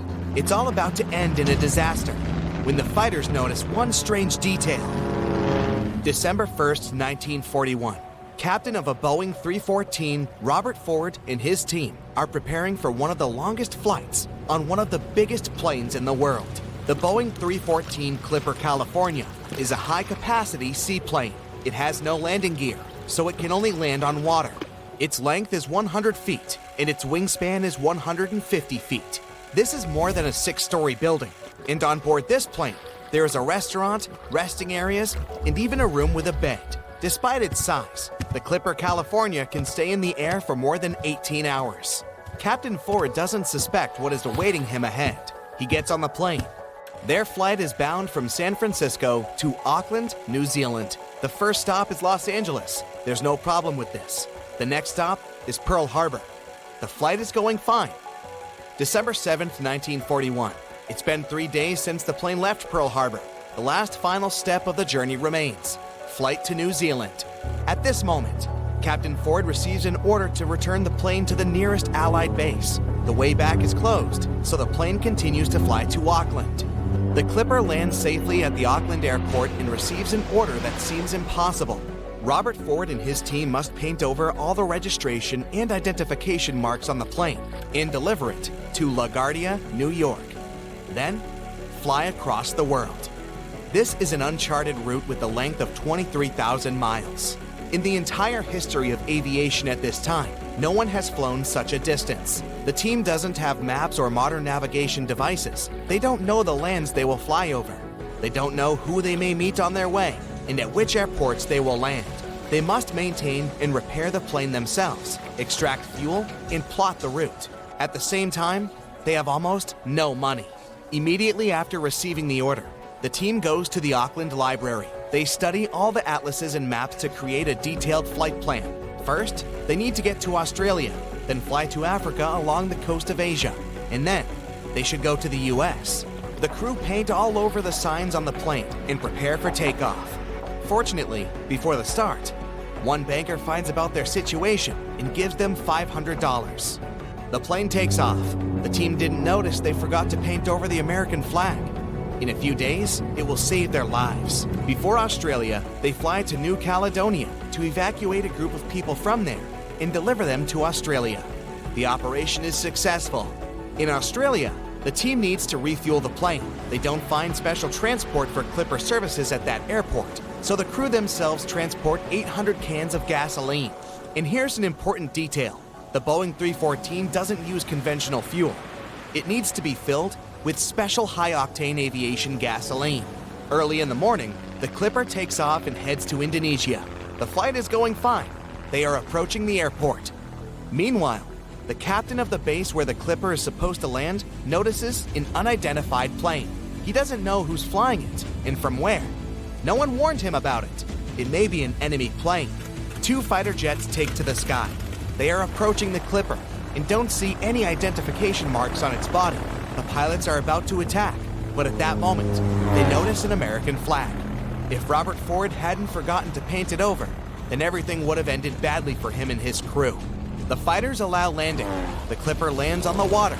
A boat floats towards it to meet the plane's crew, but stops. It turns out the plane landed on a place filled with sea mines, so the boat doesn't dare to sail there. The Clipper approaches the port and miraculously avoids contact with mines. Robert Ford and the crew of the plane are well met. They are going too quickly to rest and hit the road. But then, a big problem surfaces. The plane is running out of fuel, and at that naval base, there is only ordinary automobile gas. Nobody knows if the plane engine is going to go with it. It may burn out or stop working altogether, but there's no choice. They fill the tanks with ordinary fuel. Captain decides to take off using the remnants of aviation fuel, and during the flight, they switch to tanks with ordinary gasoline. When this happens, the plane's engine begins to clap and rattle, but after a while, it calms down. The flight continues. For 19 hours, they fly on dangerous fuel. Their next stop is Ceylon. The sky is covered with clouds. The pilot doesn't see the coast in the airport, so he decides to lower the plane below the clouds. They fly at an altitude of 300 feet above the surface of the sea and notice a huge whale ahead. The plane flies closer, and it turns out it's not a whale. It's an enemy ship. The Clipper begins to gain altitude to hide back into the clouds. Finally, they are again surrounded by a white veil. The booms and blasts are heard behind and below the plane. The Clipper's flying with zero visibility for 60 minutes. Finally, the clouds are clearing and they see the port of Ceylon. The team makes a short stopover and proceeds with its journey. As soon as the plane takes off, one of the engines explodes. Fortunately, they didn't have time to fly far from the port, so they successfully landed the plane on the water and repaired the engine. The Clipper continues its mission.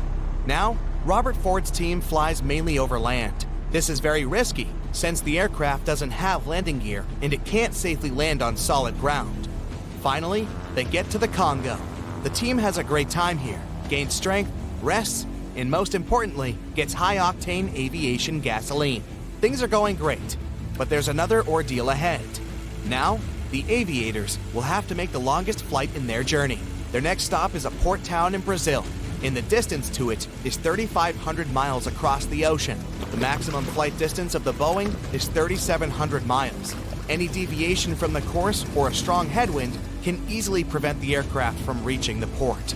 Worried, the crew refill the tank and load additional fuel onto the plane. They leave the Congo, taking off along the narrow river. At this moment, the pilot notices the river ends a few miles away with a waterfall. The plane must urgently gain altitude, but it can't. The large amount of additional fuel bears the Clipper down. The waterfall is getting closer. In the last seconds, the plane manages to rise to the desired height. But even after the waterfall, Boeing still doesn't get high enough. It hovers right above the rocky coastal cliffs. A slight inclination can lead to a crash. Fortunately, they manage to pass unharmed. The plane rises to the perfect height. During the flight from the Congo to Brazil, the crew broke a new record. It's 23 hours and 35 minutes in the air. The tired crew make a long-awaited landing in the city of Natal. However, the rest doesn't last long. 2 hours later, they take to the air and head to the next stop, an airbase in Panama. January 6, 1942, 5:54 a.m. The already legendary Boeing 314 is approaching LaGuardia, New York. The team can't wait to finish their journey. They contact the dispatch, and he tells them they can't land the plane only after 7 a.m., since the air terminal starts working at this time. For an hour, Robert Ford and his crew are circling in the air. It was probably the longest hour of their lives. Finally, the mission is complete. The Boeing 314 becomes the first passenger plane to make an almost around-the-world trip. This long flight lasted more than a month. This plane spent 209 hours or 8 days in the air.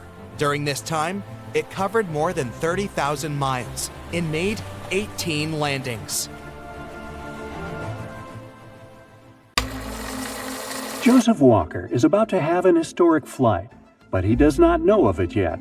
He smiles at his chase pilot, showing the OK sign, and closes the cockpit of his steel friend, the newest unpowered rocket plane, X-15. It's placed under the wing of a B-52 bomber. They take off and go up to 45,000 feet. Joseph is calm and full of joy because he has been getting ready for this moment his whole life. He trusts his steel-winged friend like no other. The bomber drops the X-15. The rockets fire up, and with a fantastic thrust, Joe flies steeply toward the edge of space. He knows his dream of making the first ever suborbital plane flight will soon come true. Joe adjusts the controls to intensify the rocket energy. In contrast to the usual blue sky plane view, the beautiful curved planet Earth view and a black horizon is a visual privilege only a few people can have. Joseph Walker's reaction shows he is experiencing zero gravity. "Welcome to space," the pilot says quietly. "We did it, guys." The Walker surname has always automatically propelled him to action. He just had to go forward, strive for higher results, and not stop. As a teenager, he loved to run, arms outstretched at the sides. He imagined that his legs lifted off the ground suddenly, and he felt himself flying, soaring up both as a man and an airplane. When he worked as a test pilot, he used to fly over city lights at dusk. They assembled themselves into gigantic mosaics below and reminded him of faraway stars he wanted to reach. His dream of becoming an astronaut and getting the astronaut wings, which he considered a great honor, was born at that time. On his way to his dream, Joe studied a lot and got a bachelor's degree in physics. He also had extensive test experience in the early X-series aircraft and 27 flights in rocket aircraft after joining the NACA, which stands for the National Advisory Committee for Aeronautics, in Dryden in 1951. He combined the experience with sound engineering judgment. What drives a test pilot to risk his life every day? Courage, duty, devotion, passion? All of it. Joe was a talented test pilot and would not have traded jobs with anyone, but he had always aimed higher. So he became the right person for the X-15 spaceflight program when he was invited to be its chief pilot. The whole team, including the engineers and all the 12 test pilots, had to prove that they could design an airplane that would fly and survive at hypersonic speeds. Before, there was only a theory about hypersonic flight and subscale wind tunnel testing. That's why there were many questions like, will they be able to prove it? Will they manage to design an airplane that will be stable and controllable at hypersonic speeds? Could they possibly create a structure that would survive the high heating rates associated with hypersonic speeds? And, more importantly, could a pilot survive and function adequately in this high-energy environment? When the X-15 launches from the bomber's wing, it first goes into a free fall for several seconds, and only after that the rockets can be ignited. So there was a considerable risk of a rocket failure too. The team also had to design an airplane that would be controllable outside the atmosphere and could successfully re-enter it at high speed and steep entry angles. If the X-15 took the wrong angle, the plane would be destroyed. So could they prove all of this? To regularly tempt fate is a real job of any test pilot. Joseph knew the anatomy of his winged friend as much as his own because his life depended on it. The X-15 looked like a big propellant tank with a cockpit. It was 50 feet long, 20 feet wide, and 13 feet high. But the propellant tanks took up approximately 25 of those 50 feet. The X-15 weighed 15,000 pounds without propellants and 33,000 pounds loaded with them. The propellants consisted of liquid oxygen and anhydrous ammonia. To fly at the hypersound speed of Mach 6 or 4,000 miles per hour, one must have an airplane that will survive temperatures as high as 1,200 degrees Fahrenheit. That's why the X-15 was built of steel Iconal X, a tough, high-strength nickel-steel alloy. Only 3 aircraft were built. The X-15 was by far the fastest plane existing at that time. It could fly at a speed of up to 7 times the speed of sound, which is 4,520 miles per hour. Joseph Walker could fly to the edge of space and land again within 12 minutes. The plane was powered by a liquid rocket engine Reaction Motors XLR-99, which delivered a powerful thrust of 57,000 pounds.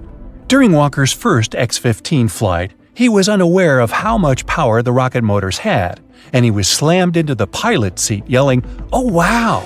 The enormous ejection seat weighed 270 pounds. It had 2 large stabilizing fins deployed after ejection and 2 large telescopic booms that extended for seat stabilization. The aircraft had a conventional wing, although small, with only a 22-foot span and roughly 200 square feet of area. The aircraft's tail was unusual, with 2 canted horizontal and 2 vertical surfaces. These tail surfaces resembled the feathers on an arrow.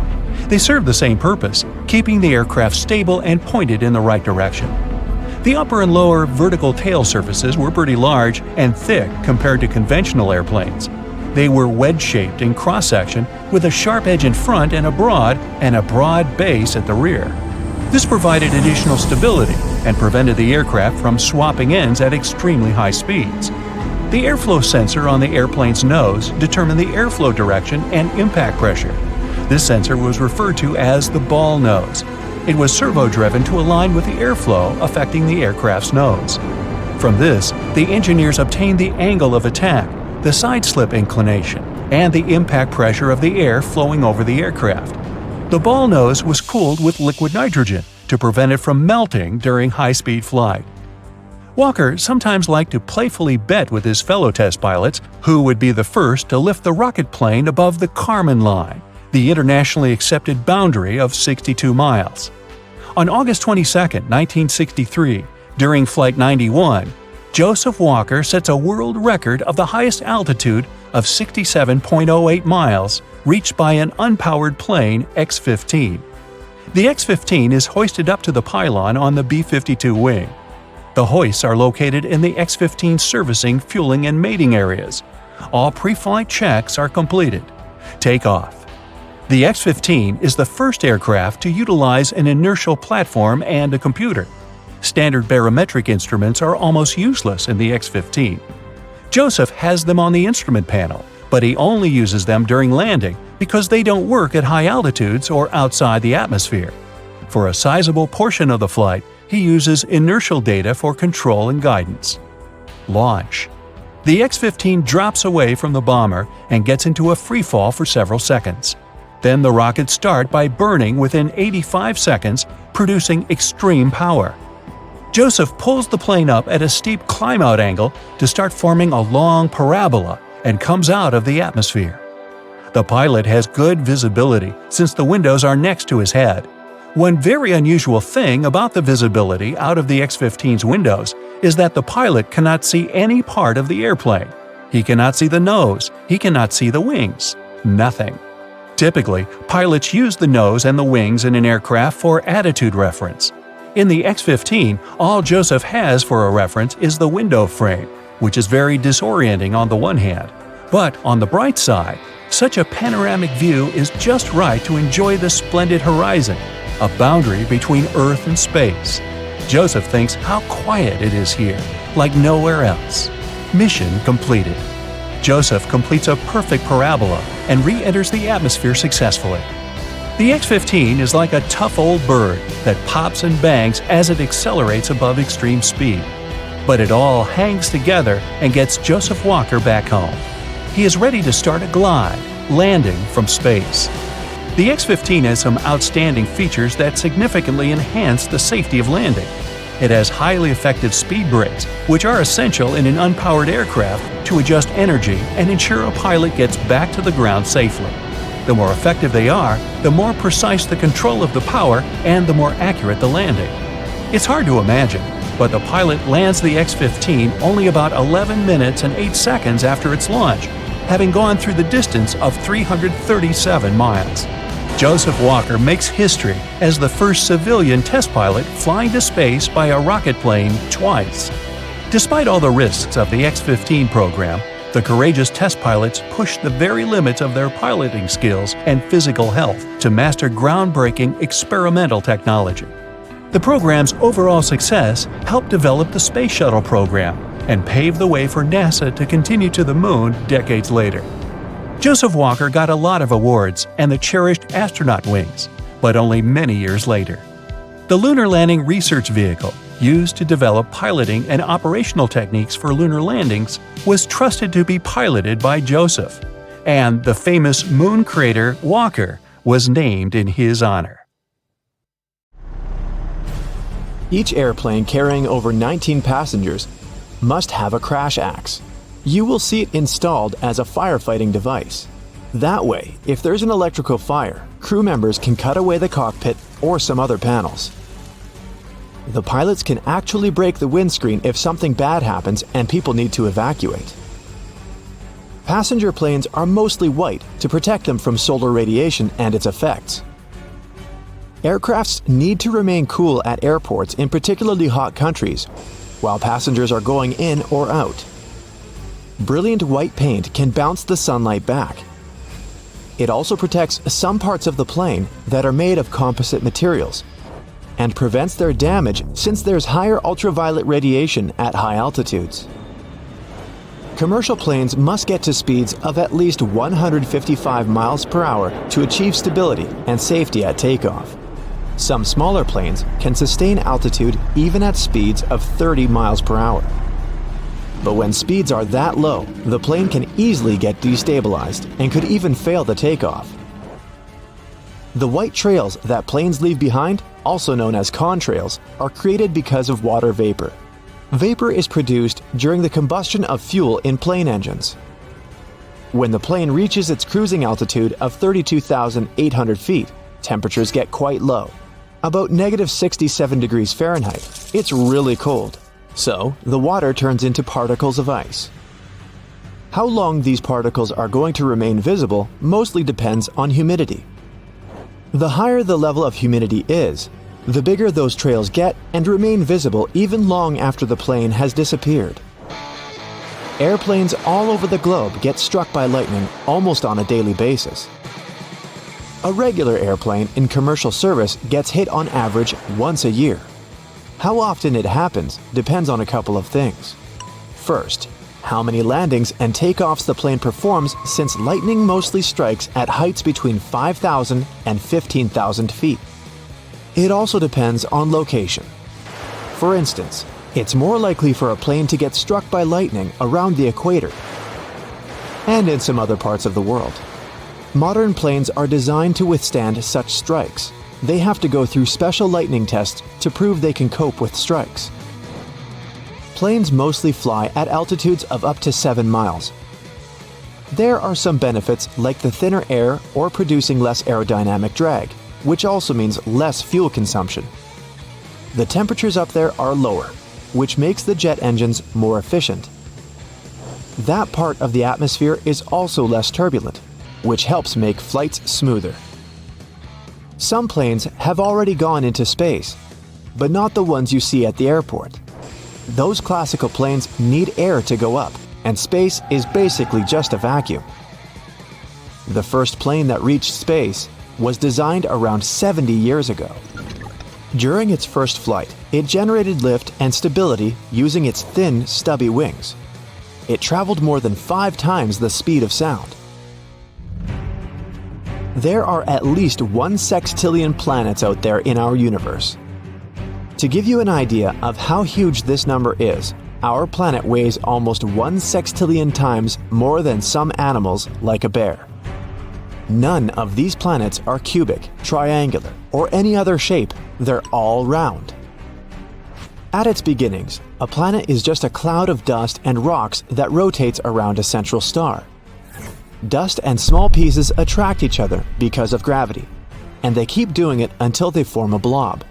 Now, the blob starts attracting more matter. It grows and gets bigger until it's done with collecting everything in its path. Gravitational forces work equally in all directions, so that blob gets a round shape. But not the perfect one. Our planet, for instance, is almost a sphere, but with a bulge in the middle. The bulge is there because the Earth is spinning. Every time it rotates on its axis, the middle part travels further than the top. The area at the equator is moving quicker than the area at the poles. And the faster you spin something, the more you'll throw it outwards. Sound will travel 4 times faster in water than in air. It's a wave, and that's why it moves faster in a denser substance. Particles that are close to each other, as in denser substances, will bump into each other more easily. Water is denser.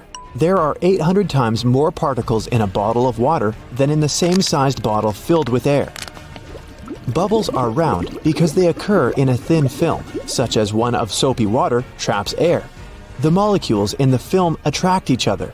That way, they stick together and also shape a sphere, because that's the smallest possible area that encloses any given volume. They can't get any smaller because they have trapped air inside. You can turn your pencil into a diamond.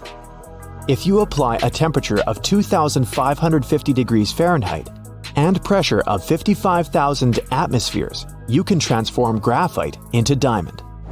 There are actually 2 variations of a single chemical element, carbon. Diamonds aren't just used in jewelry, but for different purposes. For example, as a cutting tool for electronic devices. Beavers are amazing builders capable of creating cool and complex riverside structures. They build them to protect themselves from wild animals that might go after them, like wolves or bears. But not in the way it may look at first. Beavers don't really live in their dams. They only use them as a barrier, making some sort of a pool or pond of deeper water. That's where their real home is, in the pool. It's like a small island or dome lodge. It's a dry area where beavers are safe. They can also store their food there. These pools are deep enough for land animals to avoid them. Beavers dig underwater tunnels that are entrances into their home. If a predator or some other danger is coming, they can quickly escape to safety. Some animals sleep while standing. Zebras, elephants, horses, some birds like flamingos. Cows can sleep while standing, but they prefer to lie down when they want to rest. To sleep while standing, animals need to have legs that can align vertically. That way, they don't have to activate their muscles to keep them standing. Their knees also lock in place. It's better for these animals to sleep while standing because they'd probably be too slow to react if there was a predator going after them. When we laugh in some unpleasant situations, or when we feel nervous, we're actually trying to mask our true emotions. For example, you do something embarrassing and try to cover up the shame you feel. Also, we're more relaxed after laughing, so if you're nervously chuckling in an unpleasant situation, it can help you clear some of your negative emotions. When you buy a bottle of water, you can see it has an expiration date. It's not that the water inside will turn bad. The expiration date is there because the plastic may start to leach into the water over time and contaminate it with chemicals that might be bad for us. The moon has its own time zone. The astronomers created a special watch for all moonwalkers. It measures time in lunations, which is the period of time the moon needs to rotate and revolve around our planet. Each lunation is almost 30,000 Earth days. You can decaffeinate your coffee if you take it into a sauna to moisten the green coffee bean within temperatures of 160 to 210 degrees Fahrenheit. The point is to get 10 milligrams or less of caffeine per one coffee. That's when you can put it in the decaf category. One serving of regular coffee has 50 to 75 milligrams of caffeine. There's a reason the Earth spins. Our solar system formed 4.5 billion years ago. There was a raging cloud of dust and gas. Molecules and atoms in that cloud had a tendency to rotate in a certain direction. That same cloud collapsed under gravitational forces. Gravity magnified its initial rotation and then flattened it out into a disk. Our planet formed within that disk, and now it's spinning because of that old pattern of its parent cloud. Okay, shocker. Airplanes don't take off with the wind, but actually against it.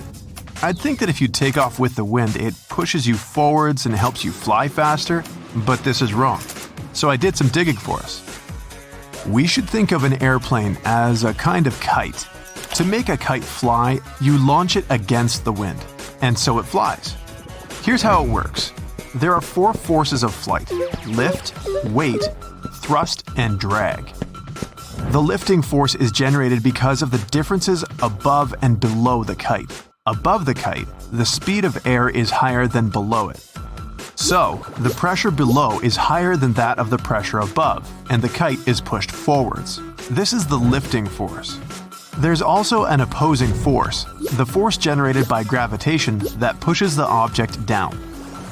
That one is called weight. The thrust is the force that pushes the object forward. In the case of a kite, it's generated by the string, the wind, and the forward motion you're making. In the case of an airplane, the thrust force is generated by the engines. Finally, drag is the opposing force of thrust. So, to launch a kite into the air, the lifting force must be greater than that of the force of weight.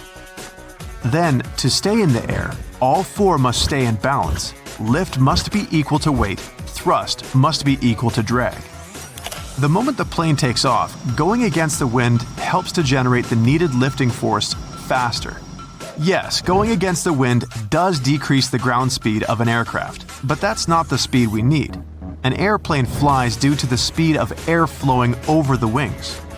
This airflow isn't generated by the plane's engines, but by the wind. And the higher the airflow, the higher the lift. Going against the wind increases the flow of air over the aircraft's wings, giving it an additional lift and allowing it to achieve a higher altitude in less time, because it takes off at a greater angle. The same works for landing. Landing against the wind lets a pilot to descend at a shorter distance in a shorter time.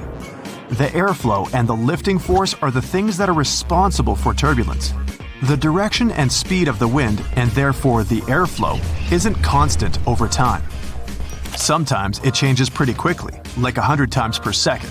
So one moment there's more lift, and the other moment there's less lift, and then the plane is shaking. This is called the turbulence zone.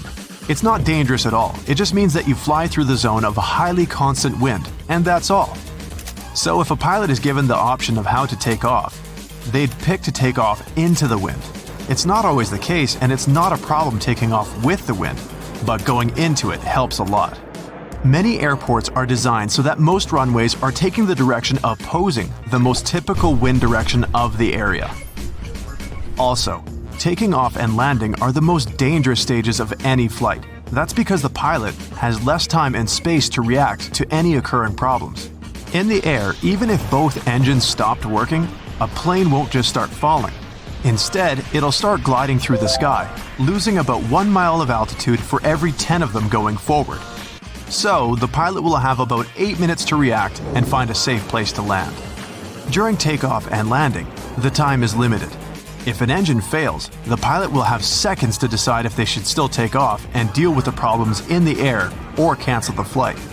The thing is that canceling isn't even always possible, even if something happens. If the plane has already reached a speed of 100 miles per hour, it can't possibly be stopped before the runway ends. Physics. And getting out of the runway isn't good. Flying is costly, so not only the passengers, but the airline as well wants to make the flight as fast and short as possible. So there's no surprise here, there's always the most efficient way to go from point A to point B. And the shortest way is, of course, a straight line. Now look at some aircraft routes. These don't exactly look straight, but don't let this trick you. We have to keep in mind that the Earth isn't flat like we see on a map, it's a sphere. So these lines only appear like arcs when we project them on a map.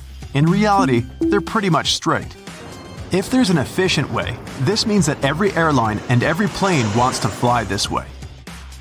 But there are hundreds of planes going from North America to Europe every day, and many go at the same time. Turns out, the air highway is pretty busy.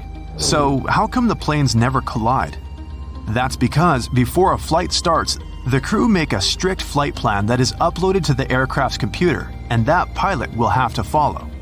To be completely honest, there are several of them, just to have options if something goes wrong.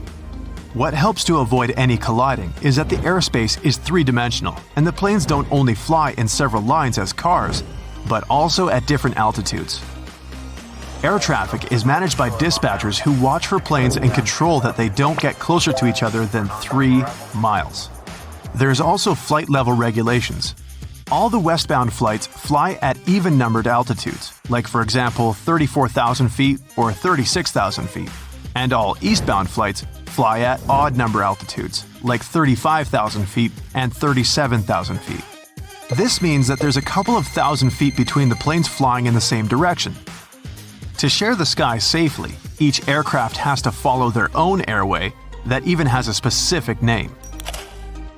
There are also some parts of the air that are especially busy, having remarkably high traffic because many planes fly there every minute.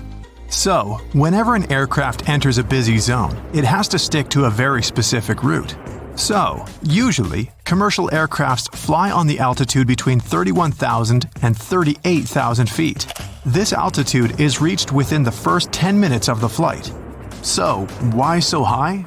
With height, the air gets thinner, so the plane faces less resistance and can fly faster and burn less fuel. Another reason that they fly so high is that the plane avoids most of the weather patterns that usually happen way lower. High winds and rain happen in the troposphere, the atmospheric layer that is closest to the ground. Planes fly just a little bit above, but already in the next layer, the stratosphere. Since most of the weather phenomenon are avoided, the flight is smoother and there's less turbulence. But then, why don't they fly even higher? Remember the force of weight that pushes the object down. An aircraft is very heavy, and the more you weigh, the harder it is to get higher, because the force is stronger. To push it even higher, more fuel will be needed, and that's inefficient. Also, the oxygen becomes too sparse to fuel the engines, so the planes usually fly the most efficient way, high enough to avoid the weather patterns, but not much higher so that they don't spend too much fuel. If you've ever flown, you've probably noticed those little holes on the windows. An airplane window has 3 panes of plexiglass. That tiny hole is only in the one that's in the middle. It exists to regulate the huge pressure difference inside and outside the cabin. This way, the outer plane can handle the load. If the outer pane breaks, the middle one will keep the window intact. Also, that hole also keeps the windows from fogging up. Have you noticed that whenever you enter the plane, you enter it from the left side? It's not random. Firstly, the captain usually sits on the left side of the airplane cabin, so it's easier for the captain to align the plane with the terminal jet bridge from that side. Also, the aircraft is fueled and loaded with the baggage on the right side.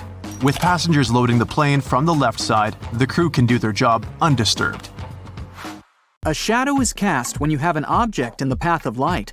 Light travels in a straight line, which is why you always get a shadow when something's in front of a light source. Birds and airplanes are no exception. They do cast shadows, but we can't see them. The closer the object to a source of light, the denser its shadow, and vice versa. If the object is too far away, its shadow disperses. A commercial airplane flies at 35,000 to 40,000 feet. At such a height, you barely see the plane, let alone its shadow. It's too far from the Earth's surface, so its shadow is scattered, and you can't see it. The same goes for birds. But if there was a giant asteroid passing by the Earth, you'd see its shadow, based on the same principle by which lunar and solar eclipses work. A solar eclipse is when the moon is directly between the Earth and the sun, blocking the sun's rays. That casts a shadow on some parts of the Earth.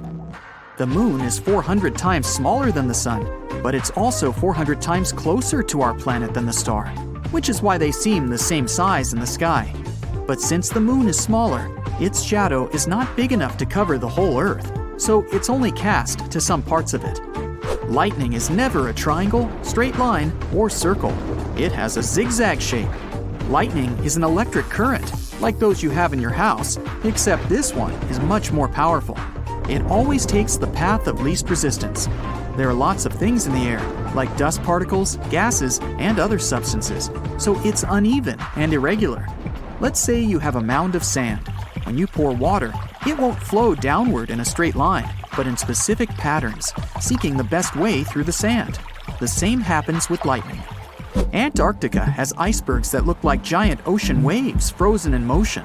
Despite their appearance, these formations are created over long periods of time. The ice got lifted, compacted, and shaped by the wind and other elements, accidentally taking the wave shape in the end. Blood Falls is a glacier in Antarctica that pours out some sort of red liquid that looks like blood. Scientists say it happens because there's a salty lake with a large iron content under the glacier. Salt water freezes at a lower point than fresh water, so it melts the ice above, letting the river flow. This is the coldest glacier on our planet, which is why the water can constantly flow without melting it. And the red color is because of the iron in the water.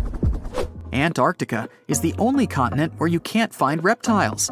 They're cold-blooded, which means they depend on heat from their environment to keep their bodies warm and can't survive in cold, icy regions such as Antarctica. Penguins can relax. No snakes or crocodiles to bother them there. Only a quarter of the Sahara territory is sand. There are mountains and oases, but most of the desert is covered in gravel. And it's not the biggest desert on Earth. Antarctica is. Just like people, trees also stop growing at a certain age. Scientists think this could be because when a tree gets old and reaches a certain height, it has trouble pulling water from the soil and pumping it all the way to the top because of gravity. Some trees, like the baobab, start growing out instead of up when they get to their full height. The baobab expands up to 0.4 inches every year. Australia is atop of one of the world's fastest moving tectonic plates. It moves 2.5 inches northward every year, which is about the rate our fingernails and hair grow. If you feel like trying to find something to watch on TV is just wasting your life, studies agree. The average person spends 1.3 years flipping between channels and trying to find something worthy of their attention. You can see a rainbow at night, too. It's a rare phenomenon called a lunar rainbow, or moonbow, and it appears when moonlight is reflected and dispersed through moisture and water droplets in the atmosphere. Lunar rainbows mostly occur in areas with high rainfall, or even near waterfalls surrounded by mist. When you crack an egg on land, it can turn into a mess, but 60 feet under the ocean, there's 2.8 times the atmospheric pressure on the egg, which is why it holds together like there's an invisible shell, and looks like some sort of weird jellyfish. Stars don't actually twinkle. Their light is constant and steady, but when it interferes with Earth's atmosphere, it bumps and bounces through the air, which bends the light. Different layers of air are constantly moving, which changes the bending of the light too, so it looks like twinkling. Hudson Bay, Canada is the area where gravity is lower than in other parts of our planet. It's not like people there are free-floating like in space, but it may feel like some sort of a natural geographical diet. Lower gravity leads to less density, so you'd weigh less there than anywhere else. Gravity depends on the density of the Earth, so it's uneven. When the last ice age hit, Hudson Bay was covered by a 2-mile thick glacier. It was heavy, so it kept pushing down on the rock underneath it. Over 20,000 years ago, the glaciers began to melt, but the Bay region was left deformed due to heavy ice that used to be there. The only sport someone played on the moon was golf. In 1971, an astronaut went to the moon and hit 2 golf balls, sending them flying through the low-gravity atmosphere on the lunar surface. The Great Wall of China is 5,000 miles long, so it would take you about 18 months to walk its length. Contrary to popular belief, you can't see it from space with your bare eyes. Lobsters are not biologically immortal. They age through time, but also produce a special enzyme that's in charge of repairing their cells. It also replicates their DNA indefinitely, so they can live for a very, very long time. If you went to the deepest part of the ocean, you'd feel an incredibly strong pressure, more than 8 tons per square inch, which is like having 50 jumbo jets lying on top of you. The sun is the biggest object you can find in our solar system. While there are so many rocky planets, gas giants, asteroids, and dwarf planets, the sun still makes up 99.8% of the total mass of our system. The sun is in the most stable stage of its life cycle at the moment, but in around 5 billion years, it will run out of hydrogen, its fuel. We can see sunsets because the atmosphere of our planet acts like a prism. Science calls it scattering. There's more distance between us and the sun at the time of sunset, meaning more particles and molecules are in the air. They scatter some of the short wavelength violet and blue light off in different directions. This process happens millions of times before the beam of sunlight gets to our eyes, and that's when we see some other colors of the spectrum, such as orange or yellow. Tsunamis can reach a speed of more than 500 miles per hour, which is as fast as a jet plane. They retain the energy, which means they can move across the ocean and almost not lose energy at all until they reach the shore. Octopuses are some of the most intelligent creatures in the sea. They navigate through mazes, solve problems, and have pretty good short-term memory. Scientists believe they're so smart because they live a pretty dynamic life. They move fast, hide in unpredictable places, expand across new habitats, move in unusual patterns, and let their tentacles into crevices for food. This is all challenging enough for their brain to develop all the time. The famous heads, known as Maui statues on Easter Island, have bodies too. They're just hidden beneath the surface. There are also 900 Maui statues on the island. Scientists discovered New Zealand is part of a larger landmass that lies under the water. 94% of the total land is under the surface. It's called Zealandia and is considered to be a microcontinent. Maybe it'll even be the 8th on the list someday.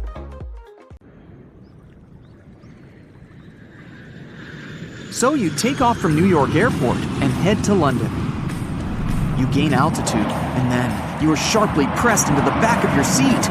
You can feel the plane picking up more and more speed, and then, boom! The plane is fine.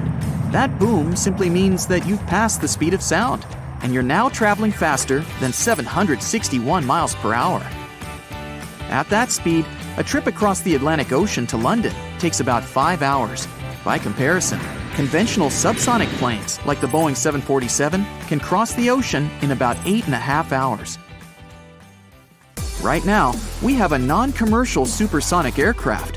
One of the most famous planes is the Lockheed SR-71. It was as long as a limo and weighed like 10 SUVs. This plane holds the world's record for speed in the air. It was able to reach 2,193 miles per hour. At that speed, it could circle the globe in 10 hours, and it covered our route from New York to London in just 1 hour and 54 minutes. So traveling at the speed of sound seems like a great idea. Sometimes you spend up to 3 hours a day in a traffic jam just to get to work.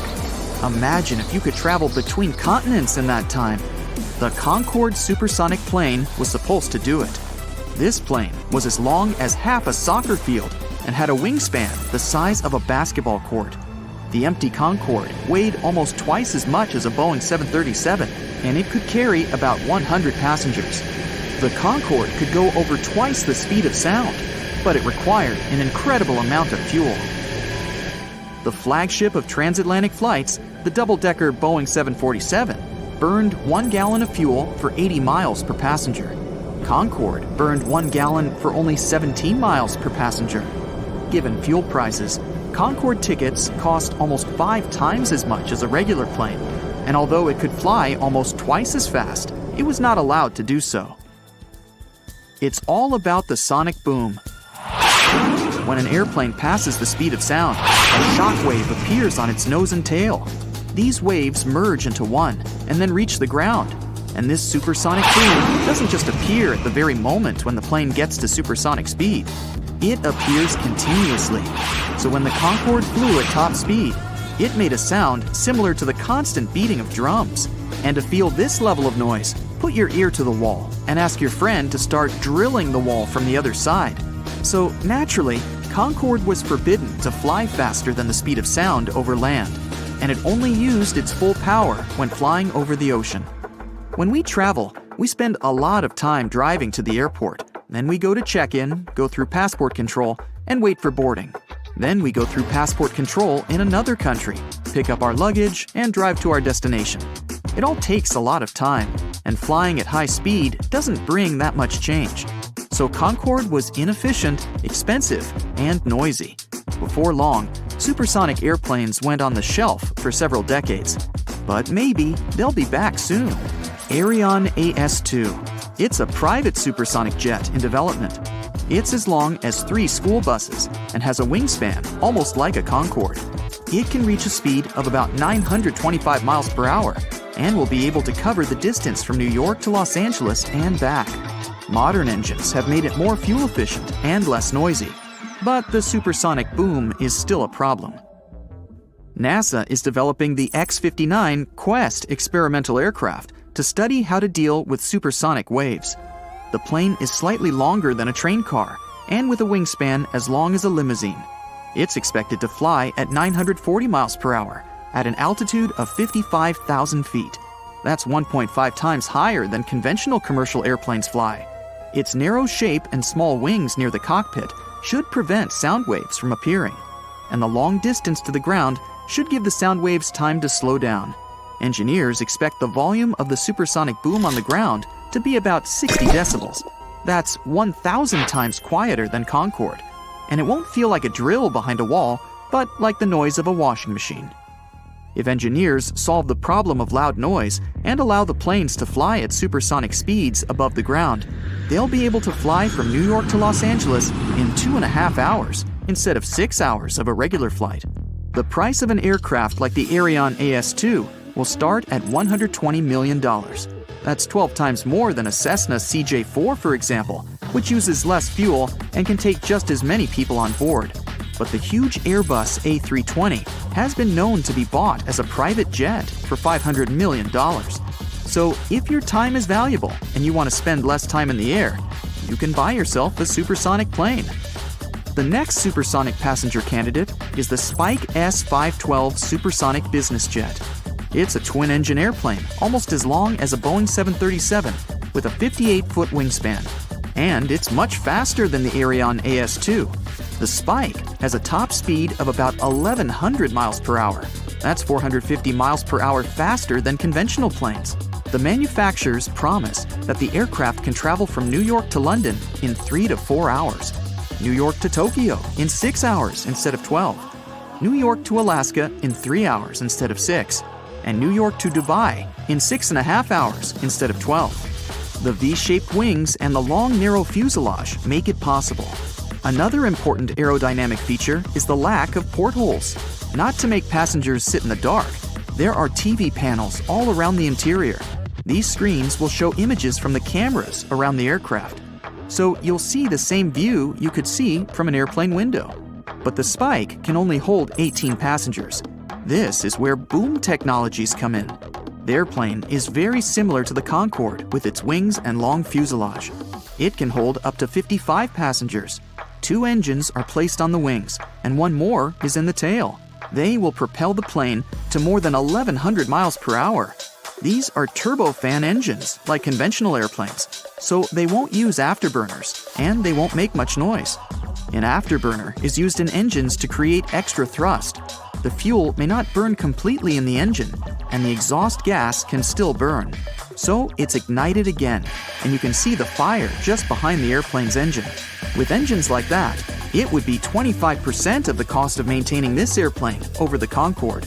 A new version of this plane might be able to carry 68 to 88 passengers.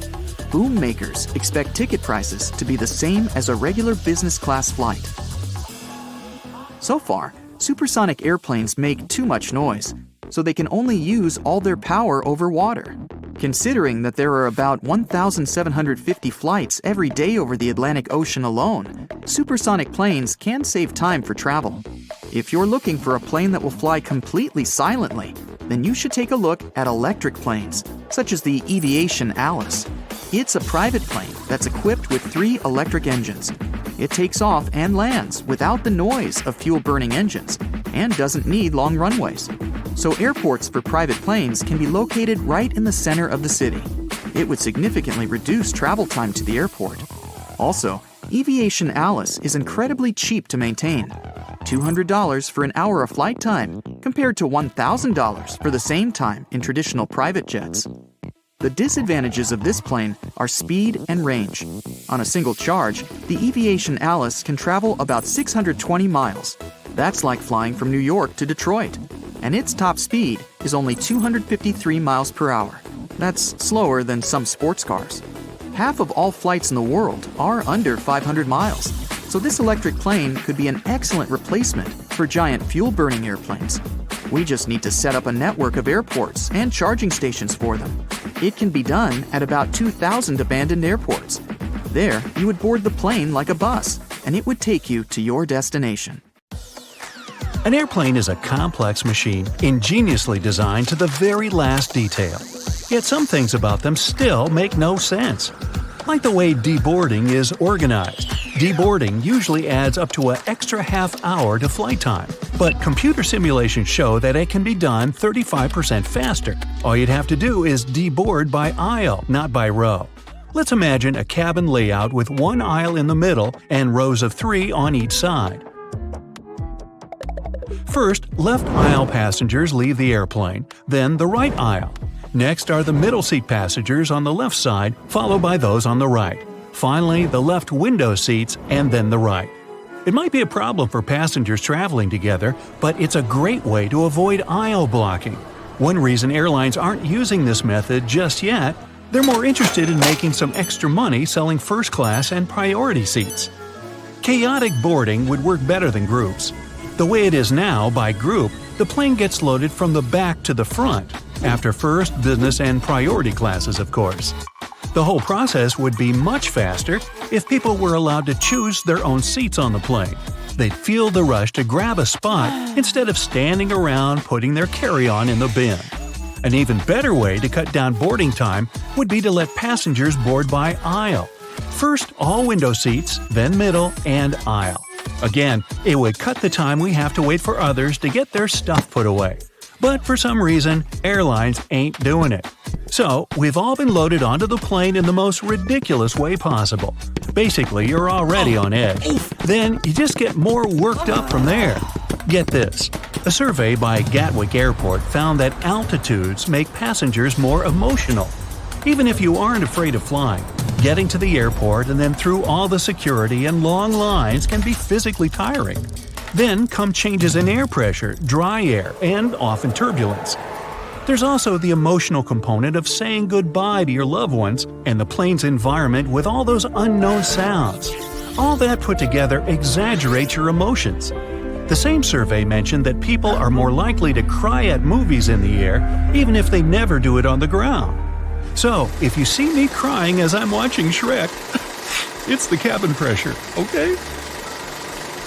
Look into this man's eyes. His whole life is flashing before them right now. His childhood, youth, dreams of the future. He's now at an altitude of 18,000 feet, free falling to the ground without a parachute. There's no one to help him, and he can only be saved by an incredible miracle. And then, it happened. Joseph B. Herman is a 21-year-old flight lieutenant pilot for the Royal Australian Air Force. It's Saturday, November 4th, 1944. His Handley Page Halifax is about to take off from Driffield, England. Tonight, they're flying to the coal mines near Bochum, Germany. So our hero takes the helm and joins the raid with 749 aircraft. Little does Herman's squadron know, the defenders are ready for their arrival. Within moments, the unit finds themselves surrounded by anti-aircraft cannons below. These things can reach targets flying at 39,000 feet. The planes on this mission are flying half that high. It's a recipe for disaster. That's when the night sky gets set on fire, with planes going down right and left. Herman must keep his cool. He has to show his best skills to keep himself and his crew of 6 out of harm's way. They end up completing the mission. But just 5 minutes later, boom! Herman's plane is hit in the rear spar. The aircraft catches fire, and the pilot must take quick, decisive action to save everyone on board. His thoughts are racing, but not fast enough. 2 more shells hit the plane's wings. The fire engulfs the aircraft. Herman immediately orders all the crew members to jump out of the plane. But he knows he can't abandon the ship. He'd taken his chute off a bit earlier because it was uncomfortable. The lieutenant has to get to the engineering compartment where his parachute is if he's going to make it out of this thing. But as soon as he leaves his seat, the aircraft's right wing tears off. Within milliseconds, the plane rolls and then explodes. Its burning parts approach the Earth like a meteor shower. What's left of the Halifax falls outside the small town of Neviges, damaging someone's cottage so badly that the owners eventually had to demolish it. But what happened to Joseph Herman? Rewind back to when the plane blew apart. The force threw the pilot, still without a parachute, out of the aircraft. He's now in free fall among the wreckage 18,000 feet up. The next 90 seconds will decide his fate. It's dark, but our hero initially tries to search for a parachute among the falling debris. The search isn't successful. Panic sets in. Herman shouts and waves his arms, but then the Australian pilot realizes he's doomed. Best not to waste the last of his energy and time. He relaxes and tries to find the safest place to land below. A minute passes. He's fallen 12,000 feet, 30 seconds left until impact. As soon as Herman reaches an altitude of 6,000 feet, what happened next can only be described as a miracle, or at least incredibly good luck. His body crashes into something. This something is different from the lifeless wreckage of the plane. The lieutenant realizes they're a person's legs. He hears a familiar voice. "Hello, is someone there?" It's the Halifax's mid-top gunner, John Vivesh. "Just me, Joe," the pilot replies. The odds are astounding, but I'll get into that a bit later. For now, the men aren't out of the woods yet. That parachute wasn't made to be used by 2 people at the same time. With the added weight of an unexpected passenger, the 2 fall faster than what's safe. They approach the ground and get ready for impact. It's still a hard fall. Vivesh lands on Herman's chest and injures a couple of his ribs. But they don't have time to rest or inspect the damage. They're still behind enemy lines. Their dangerous adventure has only just begun. First, they quickly bury their parachute to cover their tracks. They need to leave this crash site now to avoid being captured. The airmen are able to hide from patrols and remain undetected from the night of November 4th until the morning of November 9th. They move only at night. During the day, they hide in the woods and random barns. They're hungry, hurting, and exhausted. These 2 poor fellows reach the village of Wolfrath. Their injuries are making themselves known. Our heroes must take a risk if they're going to survive. They ask for help at a local farm. They're immediately handed over to the authorities and locked up. Herman and Vivesh are questioned for a long time. None of the German officers can believe their incredible story of being saved by a single parachute. In the end, they had to show the place where they buried it, and only then could they prove the truth of their impossible story. But this didn't get them out of trouble, and they remained in custody. The 2 spent 11 days in the hospital. Then they were separated and sent to 2 different places for captured airmen. Lieutenant Herman was transferred from place to place 3 times until he was released from captivity on April 22, 1945. Well, finally we can breathe a sigh of relief. This story has a good ending. But all this is the result of an unbelievable combination of circumstances. So much could have gone wrong. For example, Lieutenant Herman could have been injured at the very moment his plane was hit. You see, those anti-aircraft projectiles throw dangerous shrapnel when they explode, which could have immediately made this story a lot shorter than what it ended up being. He also wasn't knocked unconscious. If he had been out cold, he would have just bumped into Vivish's legs and kept falling, instead of grabbing onto them in an instant. And then there was this intense freefall. They were falling exactly in line with each other, yet they bailed from the plane at different times. At that moment, Vivish had happened to be in a horizontal position, allowing Herman to grab onto his legs. And Vivish had just opened his parachute the same moment Herman grabbed onto him. Any earlier, and they wouldn't have met, or if they did, they would have collided with a huge force and probably bounced off each other like billiard balls. If Vivish had opened his chute after the already unlikely meeting, Herman wouldn't have been able to keep his grip. This number of coincidences would make anyone doubt the legitimacy of this story. Well, in February and March 2014, a group of volunteers and German archaeologists did excavations at the supposed crash site. They found about 40 parts and fragments that undoubtedly belonged to Joseph B. Herman's plane. So, 70 years later, the story turned out to be undeniably true. After the end of all the events of 1945, Lieutenant Joseph B. Herman of the RAAF lived a quiet, simple life. He became a crop duster pilot with an incredible story to tell.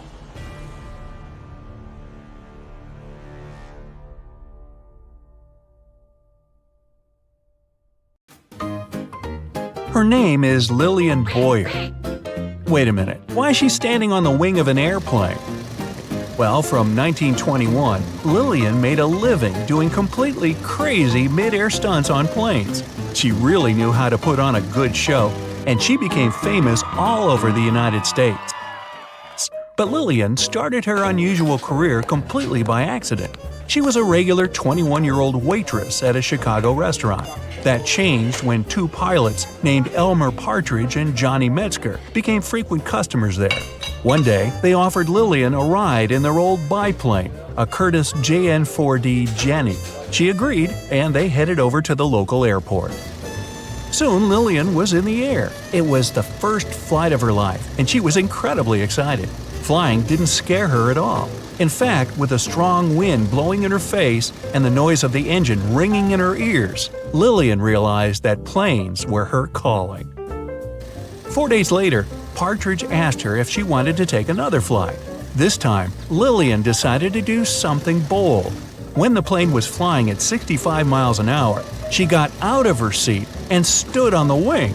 But even then, she wanted more. So she walked all the way to the edge. The whole time, Partridge was screaming at her to sit down because he thought she was going to jump. She could barely hear his voice because of the engine noise. But Lillian wasn't scared at all. She actually enjoyed it. When the pilot saw what she could do, he introduced her to Billy Brock. He worked at the Chattanooga airport and was looking for someone who could do tricks on the wing of a plane. They shook hands and soon got started on Lillian's training. Lillian quit her restaurant job and started training full-time. For 5 months, she practiced doing stunts in a barn at Chattanooga. She used a model plane which had soft mattresses placed underneath it for safety. She did gymnastics with an instructor, as well as running and other sports, and she changed her eating habits. Soon, she was ready for a real flight. And she proved she was the best. Lillian was the first female stunt person to perform tricks like hanging from a plane using one hand or hanging by her knees or ankles. Her bravery amazed people, and she quickly became very popular. She and Brock started doing air shows at various fairs and festivals, and she turned into a real star. When they came to town, the crowd always recognized them. There was always a car waiting for Lillian, and she had a lot of passionate fans. Lillian was the only woman at the time who could perform one very risky stunt. She would get out of the cockpit holding a thin wire which had a mouthpiece at the end of it. She would do a few tricks on the edge of the wing and then hang under the plane holding on by only her teeth. The spectators couldn't see the wire from hundreds of feet below, so it looked both pretty shocking and amazing. The crowd would erupt into screams when Lillian performed this trick. Then Brock would lower a special ladder and she'd grab it and go back to her seat. But there were also accidents. These reminded Lillian and Brock that they were engaged in a very dangerous business and that they had to be as careful as possible. During one of their shows in 1924, they planned to do an unusual trick. Brock was going to do a loop while Lillian was standing on the biplane's top wings. The idea was for her to slip her feet into some straps, and the centrifugal force of the loop would help Lillian keep her balance. But during the actual trip, something went wrong and the strap broke. Lillian smashed really hard into the wing, but she still managed to climb back into her seat. She was injured, but she kept on doing her shows. When she was performing in Trenton, New Jersey, in October 1925, Lillian had another 3 accidents during some parachute jumps. On the first day of the show, the wind took her away from her landing spot and she fell onto the seat of a Ferris wheel. Some of the audience thought it was just another crazy stunt, but it was actually a very dangerous situation. Luckily, the Ferris wheel operator realized that Lillian was in trouble and stopped the ride. The second time, she couldn't control her chute and struck the roof of the grandstand. She hit it hard and got stuck there, and people had to look for a ladder to help Lillian down. On the third day of her show, Lillian's parachute almost landed on a tent, so she pulled on the shrouds as hard as she could to change direction. But this made the parachute turn inside out, and Lillian fell about 50 feet straight into the ground. She suffered a lot of injuries and had to be hospitalized, but she was treated very well.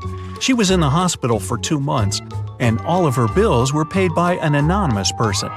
Lillian thought it was probably the president of the fair. He liked her. In fact, since she was a star, a lot of men admired her. But she didn't risk her life for money or fame. Lillian did all this for herself.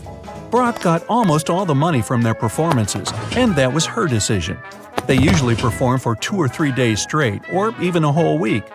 They were paid $1,000 to $1,200 for one performance, but Lillian only got $100. As she said herself, that was a decent amount of money, and it was enough for her. So Brock ran the business, maintained the plane, and hired mechanics and crew. But their show was called Lillian Boyer's Flying Circus, and there was a reason for that. Brock was in love with Lillian. Constantly working together made the two of them close. It didn't work out though. Lillian told him that there wouldn't be anything between them. But he still cared about her, and Lillian really appreciated him for that. She trusted her pilot with her life, and she admired his skill. In fact, she said he was the best pilot she ever knew. Before every flight, he double-checked all the systems, wires, and mechanisms. He would tell her where to go, and Lillian would listen to him. And it was Brock who came up with most of the tricks. There was total trust between them, and they worked as one. After Brock passed away, Lillian kept doing stunts with another pilot, but she couldn't trust him like she had trusted Brock.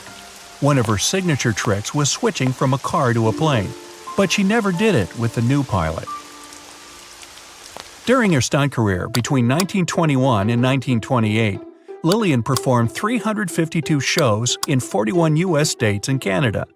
She performed 143 changes from a car to a plane and made 37 parachute jumps. But in 1928, low-altitude flying was banned, and so dangerous stunts performed on the wings of airplanes became history. Almost half a century later, Lillian once again became a celebrity at the San Diego Aerospace Museum. An entire section of it was devoted to her incredible achievements. Lillian was the guest of honor at all the events there. One evening, she was given one of the most pleasant surprises of her life. It was a flight on a Boeing PT-17 biplane. This time, now in her 80s, Lillian didn't walk on the wings or perform dangerous stunts. But when she landed, she admitted that she really wanted to. The pilot had told her not to get out of the cockpit, Plus, she couldn't trust him as much as she had trusted Brock.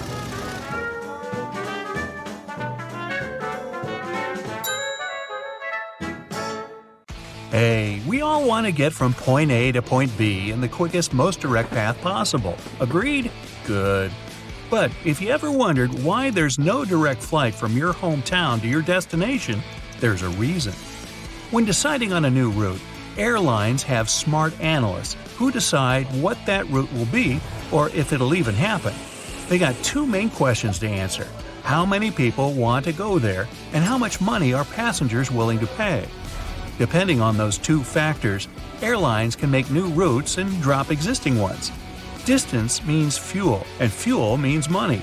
If they're not selling enough tickets to enough passengers going that route, out it goes. So it's not only us passengers wanting to get from A to B the fastest way possible. The airline wants to make it as efficient as it can be too, because time is money. By the way, it's always bugged me why people don't want to fly from B to A. It's always A to B. Why? B's a nice place, but you wouldn't want to live there? I don't get it. Anyway, back to the script. Whenever you're going on a road trip, you probably plan your route. You pick the best possible roads, you check how many gas stations, stores, and rest stops will be on the way. Even if you don't do that, airlines certainly do, because flying is a lot more expensive than driving. Before a flight starts, the crew makes a flight plan. The plan is uploaded to the aircraft's computer and shows the whole route from one city to another. The plane will have to stick to it most of the time, even though there's actually a whole set of routing possibilities. Because it's good to have a plan B, C, and D when you're moving a large chunk of metal through the sky with hundreds of people on board, airlines have the main route and backups to use in case of weather conditions or other possible issues. So, the people and the airline want the plane to fly the least time possible. As we know, the shortest way from A to B is a straight line. But when you look at the flight map, it's anything but a straight line.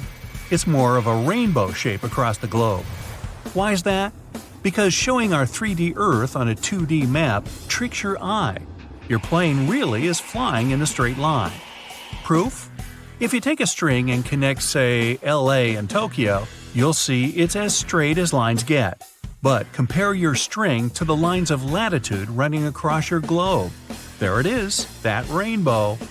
If we look at a live flight tracker, we can see thousands of planes flying at the same time in the same route. I mean, the whole map is covered. Look at them all. Okay, now let's take for example the US and Europe. Planes from New York, Boston, Chicago, and plenty of other cities all fly to Germany, Spain, Greece, you name it. They're all in the same air at the same time and landing in Europe by morning. Turns out, the air highway is much busier than anyone thought. Imagine it happening on a highway on the ground. So much traffic every single day. But when you're up there in the sky looking out at the clouds, it feels like your plane is all alone. All these planes use pretty much the same route because it's faster and cheaper.